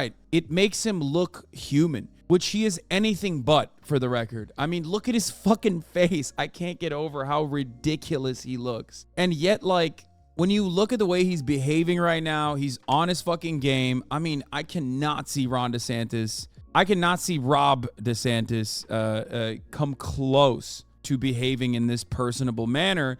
Not only that, but also he's literally doing the right thing, which is talking, not actually legislating and like, trying to attack Disney or whatever. He'll say Disney is gay. If Disney doesn't figure out what they're supposed to be doing, then I'll come for them, not actually go after them. You know what I mean? Like the main thing that I mentioned with Ron DeSantis earlier today about how Ron DeSantis keeps bringing up COVID, and that's actually not a benefit to him at all, is ironically a major benefit to Donald Trump. Given the fact that nobody wants to think about COVID, a gigantic reason why Donald Trump lost was that he got COVID right before the election, which reminded the entire nation of his failures. I mean, what bigger failure than literally getting COVID and being fucking hospitalized? What an incredible way to remind the nation that COVID is a huge problem and, hundreds of thousands of people are fucking dying and, all of the other associated emotional trauma. That was huge. That was in my opinion, probably one of the biggest fucking reasons why Donald Trump lost. Now, in 2024, America has moved beyond COVID. So when you have anyone trying to bring up COVID, they're going to look bad. And when Ron DeSantis keeps trying to bring up COVID and say like, oh, look at how good I was during COVID, that's a terrible fucking move by Ron, because then you're just invoking COVID and all of the emotional trauma associated with it, whether because you thought that like lockdowns were happening or whether it was because you felt even more isolated than you actually are. Donald Trump can get away with never mentioning COVID again. So that major burden on his electability is eviscerated, because anytime someone brings it up, he could just go, we're moving beyond COVID. America's moved beyond COVID. Why do you want to go back to that bad time? Is not helpful for Ron because it's reminding people of COVID and how they felt during that time. And it's very helpful for Donald Trump. So just remember that. Plus his double standards in this regards are brought up right now. Yeah. Rob DeSantis has recently attacked Trump for following Dr. Fauci's guidance early on the COVID pandemic. But in previously unreported comments he made in the spring 2020, the Florida governor praised the doctor for doing a really good job. There you go. I told you this. I told you they're going to say, oh, well, you shut down. You shut down Florida. You thought Dr. Fauci was doing a good job. You wore a fucking mask. You got vaccinated and were too scared to admit that you got vaccinated. And your cancer wife probably got vaccinated too. I told you, Donald Trump can fucking eviscerate him with these lines. Like, he could just turn around and literally go, you and your cancer wife got COVID, or got the COVID vaccine. At least I'm honest. My wife never had cancer. You're weak. No shot he calls her his cancer wife. Lovely lady, got cancer. Very bad disease, very bad. Did Ron give it to him? I won't say. Many people are saying Rob gave her cancer. Not me, though. I say, no, don't say that. Bye-bye. You're out of your fucking mind if you think Trump wouldn't go there. He doesn't even need to go there because he could just fucking show little Rhonda's campaign ad over and over again when little Rhonda is like, hello, I love Donald Trump, teaching their child build the wall, shit like that. He 100% will go there. Didn't he take the vaccine plus booster and get booed for it? I think that's a total dumbass move for DeSantis, but I'm not sure as much of a slam dunk on Trump if DeSantis just reminds him of that. No, that's my point. Ron DeSantis got vaccinated too. Guys, these guys are all fucking major hypocrites. Of course they all got vaccinated. All of the fucking conservative pundits that didn't get vaccinated died. We covered it. We were there. You were there as well, most likely. Of course they all got vaccinated. They're not stupid. They're evil. The stupid ones died. Some of them still tweet about vaccines to this fucking day, as a matter of fact, even though they're fucking dead. We have school systems that don't even want to talk to the parents about their children. And you talk about changing gender and things where the child can make a choice and the child can be unbelievably young. The country has gone sick. It's gone sick. And I don't like the term woke because I hear woke. You know, it's like just a term that half the people can't even define it. They don't know what it is. Like, this is, as far as triangulation goes, that in and of itself is a significantly better way to rephrase the conversation than like talking about fucking children's genitals. You know what I mean? Like, it's like, oh, kids are choosing genders. What's going on? It's unbelievable. It's fucked up. We got to stop that. But when Matt Walsh is doing it, he's like, they're mutilating your child's penis. And it's like, dude, what the fuck are you saying? Even then, the gender stuff is not the most, it's not the most popular thing to talk about. Because, like, for the most part, people just have apathy. I've said this so many fucking times. It's not exactly a real constituency that's, like, actively able to mobilize on behalf of, like, stopping people's medication and their health care on the virtue of, like, it being something that Republicans don't agree with. Women getting, competed with, men. That is a byproduct of focus-tested anti-trans screeds that came from the Republican think tanks, the churches, and the special interest groups. We talked about it already. They looked at it. They wanted to attack, as I've told you, and the New York Times Daily actually covered it this morning. Did a pretty good job. I can't believe I'm recommending them. After Obergefell, they were like, all right, the next line is trans people. We got to attack trans people. We got to make them the villain of society. We got to constantly bully them, bash them. And they found out that the bathroom bills were not successful. Everybody mobilized against it. They were like, all right, let's get back to the drawing board. Let's figure out what will actually be better as a better line of attack. And okay, I can't finish this. It's kind of sleeper. Just bored. Hey. Wait a minute. I'm on the wrong account. And then you look at what they've done. Well, I'll be damned. How did that happen? I just switched accounts. Wait, where were we? God damn it. Wait. We finished the Unhinged, right? Wait a minute. I think we did. Yeah, because we watched that too. I don't know. I don't want to watch the Philly either. We can save that for tomorrow. Let's do fun. Let's have a fun. Hello everyone, this is your daily dose of internet. Somebody tell me why my toilet sounds like this.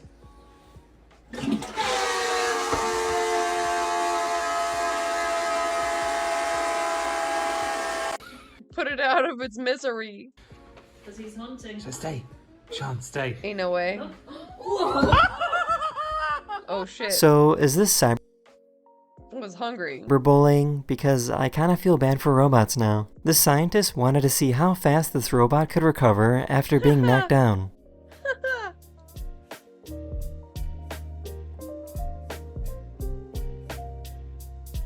Amazing.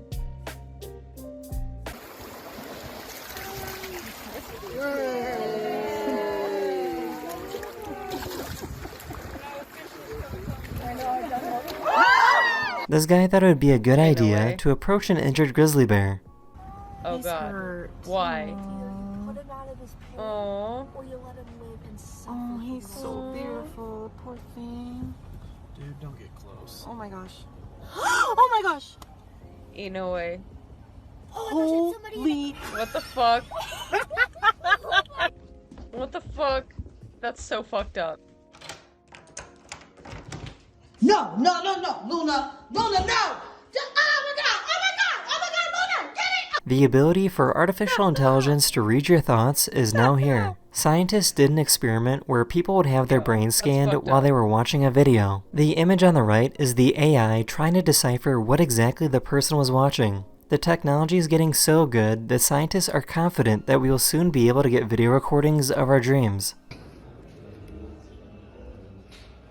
Dude, that's fucking trippy as hell. We can see dreams now? What? Alter, das ist so krass einfach. You can see the moment this dog feels dumb after accidentally ringing the doorbell.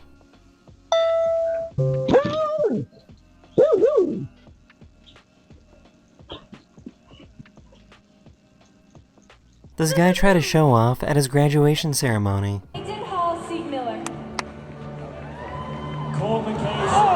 This is some incredibly satisfying tree work.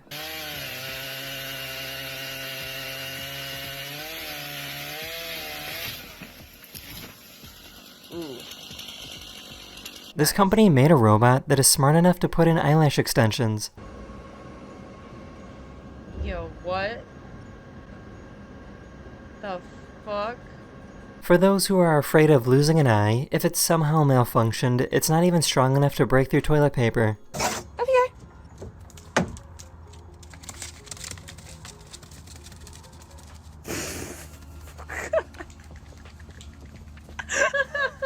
The east coast of the United States currently has the worst air quality in the world. The Canadian wildfires are pushing smoke down south into the USA. Here's how quickly the conditions changed in New York City on Tuesday.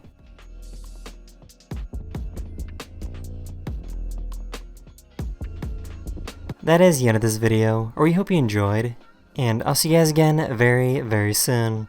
Later. Later. Hey guys, welcome to Camping with Steve and this guy, crazy neighbor. Disguises. This is crazy. This is crazy. They're making a fake billboard. They're nuts. Are a must today because we're setting up a fake billboard on the side of the highway.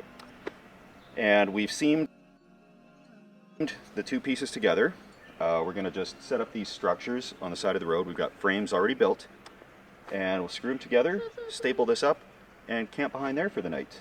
It's getting harder and harder to find stealth camping spots, so I gotta make my own. You should make your own sign. Yeah, it's Get gonna work. creative. So these guys will just throw.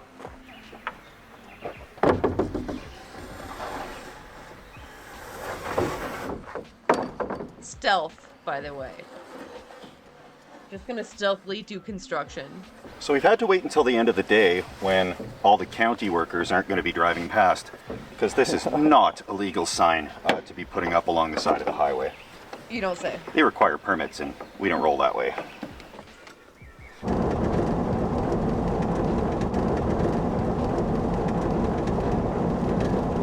So that load on the roof looks completely illegal, but it's not. It's 8 feet in total width, and we're allowed 8'6". 8'6". Awesome. Yeah, everybody on the highway seems really scared of our load on the roof, so nobody's tailgating us, that's for sure. I would be too.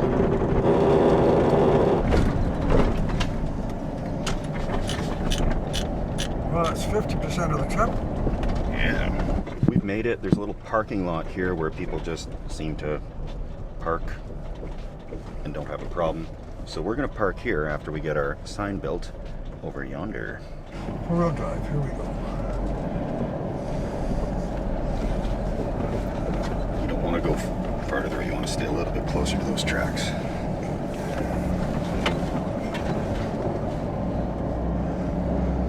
This is like the four-wheel drive Low Chance that we used to do out at your place a few years back. Yeah. Yeah, so right in the spot over there. Looks great. And we can get these set up nice and quick. We'll let the show begin. Just in the middle of the day. Bro. Confidence. We have to look confident out here, and everybody will think we belong here, except for this camera. So I'll set this down here.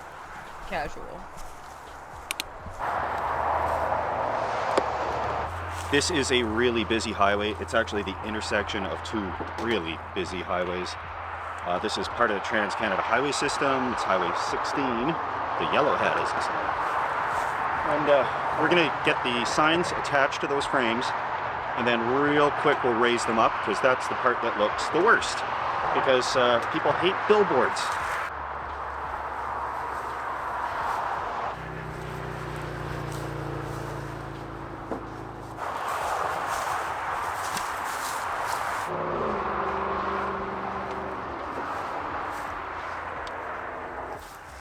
They got a whole sign printed. Yeah, it's not very stealthy to put myself on a billboard, but it's an old enough video. I don't look anything like that anymore, unfortunately.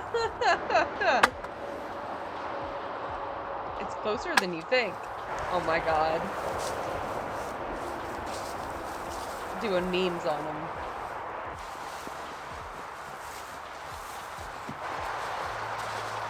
Coming soon, Turbo's Bar and Grill.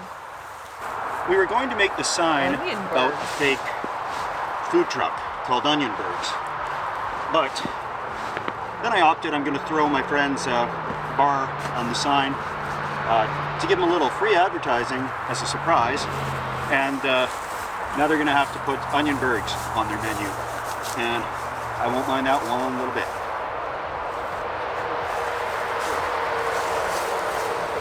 Just con your friends into forcing them to get an Onionberg on their menu.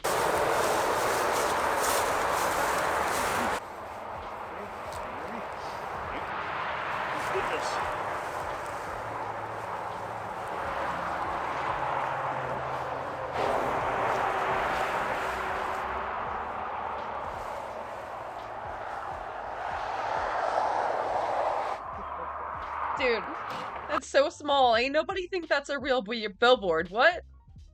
Who are you fooling? Much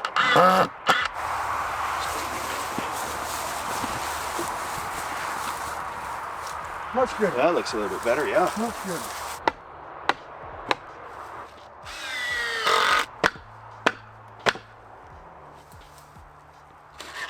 Stealth, by the way.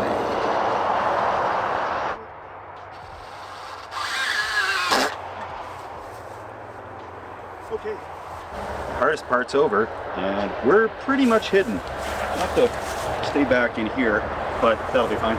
Tracy Name is just backing up the Suburban, and we'll unload all the camping gear through here so it doesn't look ridiculous any more than it does. And we are making Onionbergs. Hard to believe. I know. Of course. The lengths we have to go through because people don't build decent billboards anymore. They don't make them like they used to. Now the technically illegal part is over. I'm gonna go park and walk back on over like we have nothing to do with the sign. We just found it here.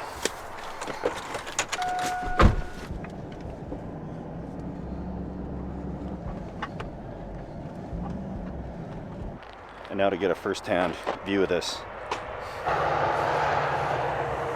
Now we just gotta be quiet and stay behind the sign. Oh, fine looking sign. What do you think about that? Oh yeah, there we go. Okay. Hide this from view because that was really obvious. First thing I'm doing is getting rid of this.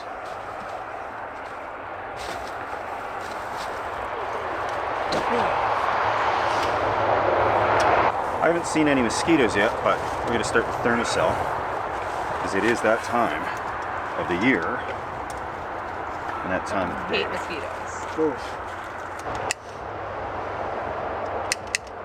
Okay. She's going. Good. Good, good. She's going. Mm-hmm. Woo! Yeah, I agree. A lot of work to go camping, isn't it? So this time I didn't bring the Jackery. I brought lithium battery and a power inverter. And this, we keep this thing running on high all day and night. Just gonna get this started now because I like to let them simmer for an hour or two.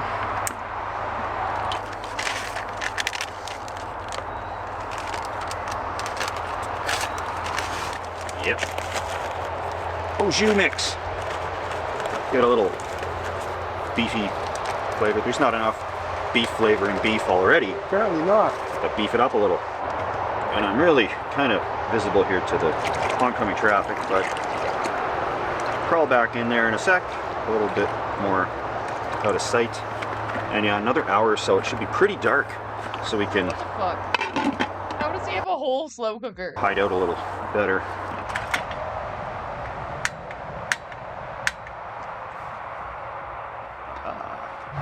How many bergs do you want? Two. Two is good. Good, I'll make two for myself as well. Awesome. Put it perfect on the grill. Yeah, big enough for four. Making four.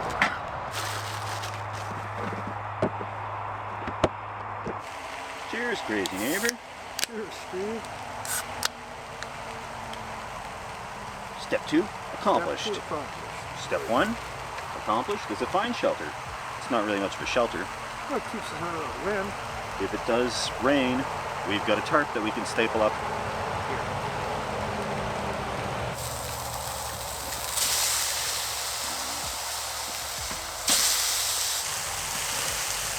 Ooh, flare up, that's good. I find the flare-ups do most of the actual cooking, but this grill is grilling them up very nicely, better than the barbecue does. Quick, too. Yeah. If you want to get that lid for me, Gotcha. dump these in. And I know it sounds silly, like boiled hamburgers, I think somebody commented, and they just What the fuck? turn into like meatloaf. Why? Why would you do that?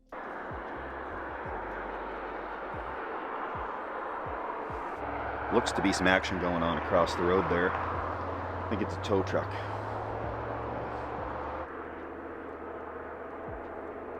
There's a lot of street lights around here, which is probably a good thing, because if we use a flashlight on this side, it shouldn't be obvious from the other side. It should be kind of illuminated by these street lights, and there's a big one over there.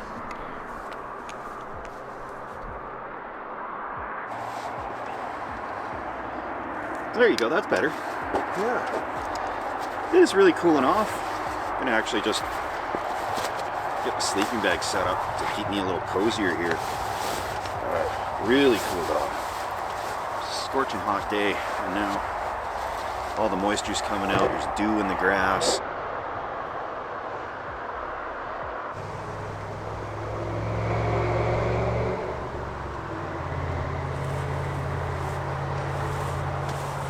Definitely not the cops. They don't drive anything that loud. A cab. We've discovered that there's a geocache here not far away. So we're going to try and find that in the dark. Little midnight geocaching. Sounds good? You got a little flashlight here. Excellent. Actually, we'll check out what the outside looks like with the flashlight on. But that'll give us some time for the onion bergs to fester a little bit more. And they should be ripe for consumption very soon. Two more vehicles coming this way. And then we got about a minute. Okay. Well, not even. It's going faster than I thought. One more vehicle coming. Big truck. We'll see what happens after the big truck goes by. One coming over. Oh, he turned. So that's good. Okay, we're good to go. Okay. He's past us now. Okay. Okay, right on. Light on. Holy moly, that's bright. Yeah, it is. Gee, How- For dollar store, eh? How bright from this side. Oh, yeah, you can't see that one bit other than the light shining out in all directions. Yeah, I can see when it's right up against there, but we got it. Oh, that truck turned. Yeah, there's somebody else getting here.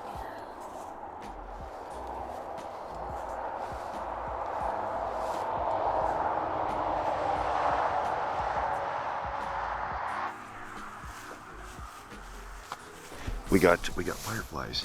I see that. Yeah. I see that. Aw, Yeah, they're lighting up. cute. I miss the Yeah. fireflies. They're so cool.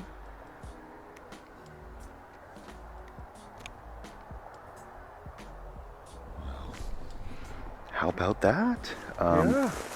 I bet we're gonna find more in there in the woods. Wow, that's so cool.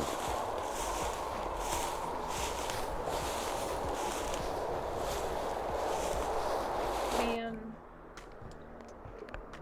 My window capture keeps fucking up and it's pissing me off. Why? Fucking OBS, dude. Ugh, you have one job. Our geocache is 60 meters into this firefly-infested section of woods here. Looks like right through here.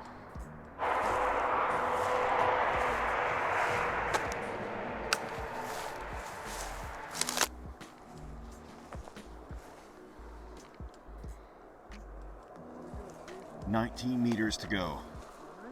19. Right in the area. Might be up in the tree too.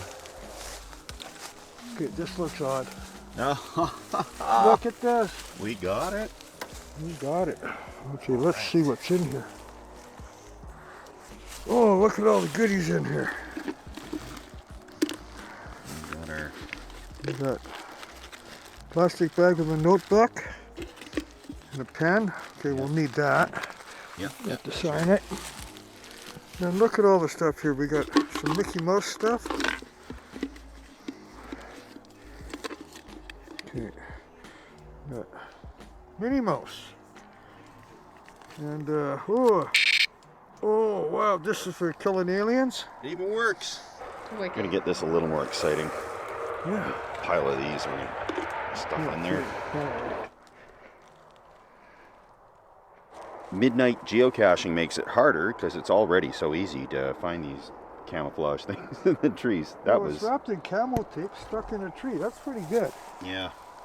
All right. Now all we have to do is follow the sound of the highway to get back. The relaxing sound of the majestic highway. This is the best day possible.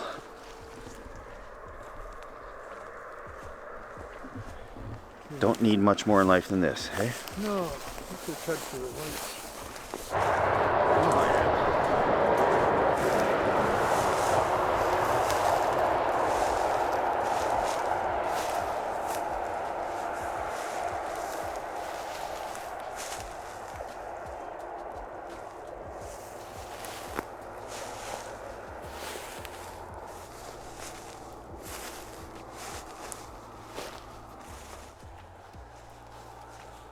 After building one of these fake billboards, I can see why they always have that irritating part on the bottom that you can't hide behind, because you really can't see the bottom part right there through the grass and whatever else.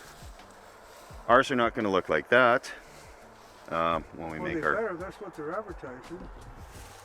Jungles can figure it out. This one, yeah, it's a blast from the past, but you can't even read that from the road. No, you can't. Where it's closer than you think. That's probably Camping. okay, because that's Camping. teasing people a little bit, asking for it, so to speak.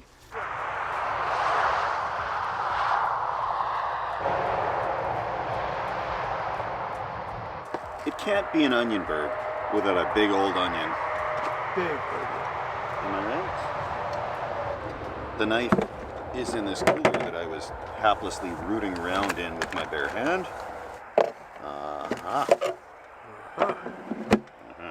Let's chop up a few big, meaty rounds. Yeah, for sakes.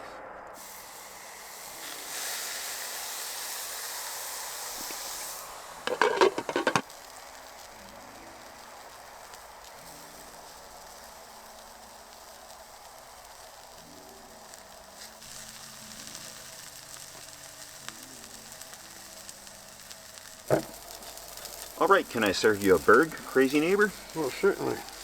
What do you prefer? Oh, a closer one's good. Bet.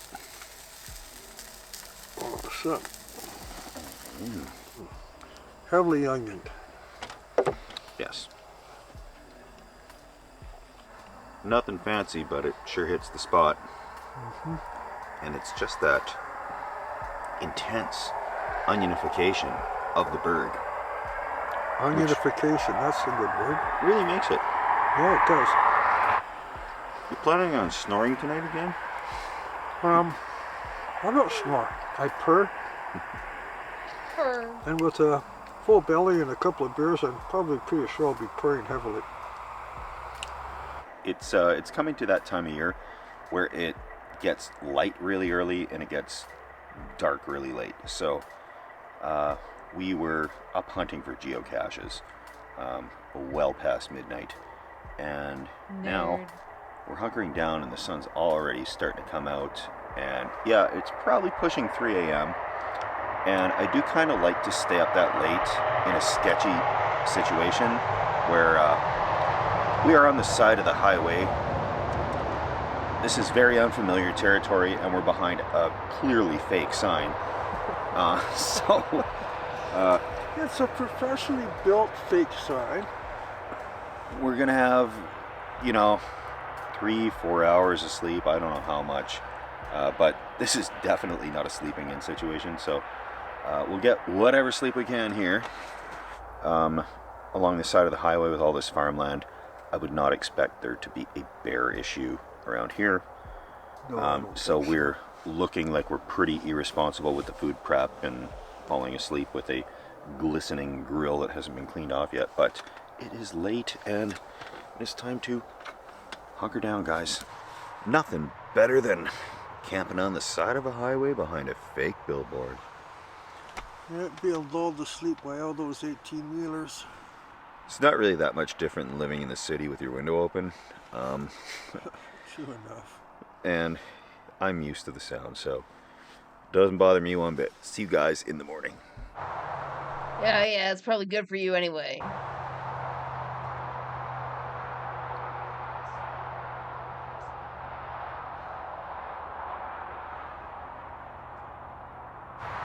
Good morning. Not busted. Crazy neighbor seems to be up for the day already. Probably out in the suburban warming up, listening to the news or something. W. So, yeah, I'll get this organized. Basically, we'll just roll the Suburban up here, throw everything into it, and we're going to slap these 2 signs right on the top, because I want to give one of them to the Jungles Bar and Grill that we actually advertised here. So we'll go prop that up outside of the bar and see how long it takes them to call me about it. All right, time to get going.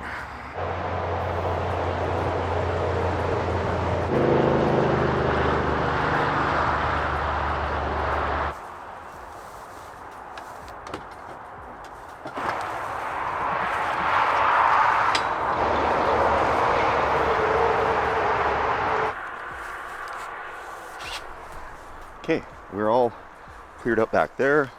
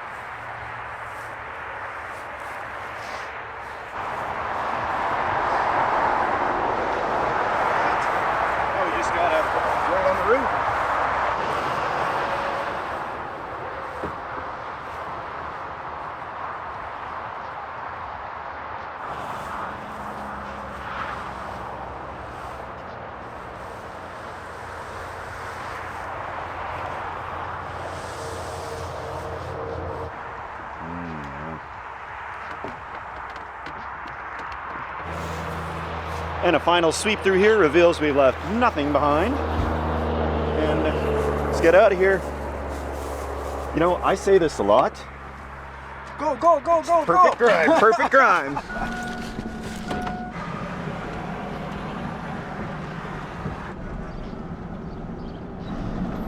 Nobody there. Somebody, maybe. Oh, yeah. That's on this one. All right. Perfect. We're almost home free.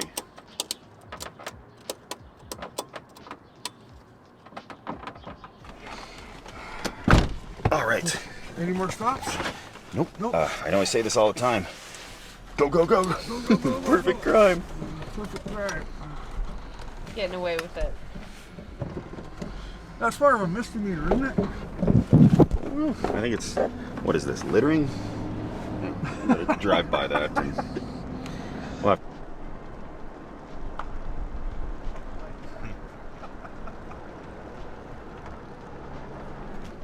All right, well, thanks so much for watching, guys. Subscribe if you like this, and we'll try to keep them interesting. I was out of ideas 3 years ago, but we somehow, sometimes we can pull it off.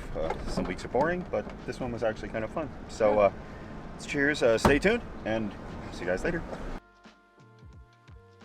Okay. I am tired as fuck. I'm sorry the last few streams have been kind of short, but I'm just exhausted. Like I said, I should be able to get my B12 in the morning, feel better by tomorrow afternoon. Theoretically, hopefully. But I will be back tomorrow and every other day this month to celebrate Pride. Please subscribe. I'll see you then. Bye. Watch my father, yeah, he taught me how to win. Cop new Prada, money taught me how to spin. Waves like water, music taught me how to swim. I'ma fill my bottle way up to the brim. Back then, yeah, I never talked at all. Ashes, yeah, let them bitches fall. I've been way better than before. Posted with my cash, then it's all. Hey, yo, watch this. Got a foreign girls wishing for my necklace. Got $100,000 on my checklist. All the money you made, that's my worst slip. You ain't learning. I be a person. I be making money fast. They be so determined. I be working every day. Yeah, I'm up on my circuit. Get me another diamond chain, made it from the surface. I been hurting. Would you live with me straight till the end?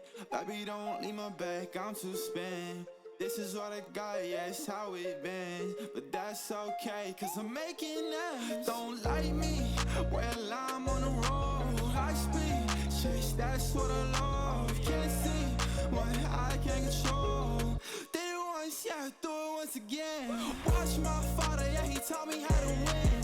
Cop new Prada, money taught me how to spin. Waves like water, music taught me how to swim. I'ma fill my bottle way up to the brim. Talked it all. Ashes, yeah, let them bitches fall. I've been way better than before. Posted with my cash till it's all.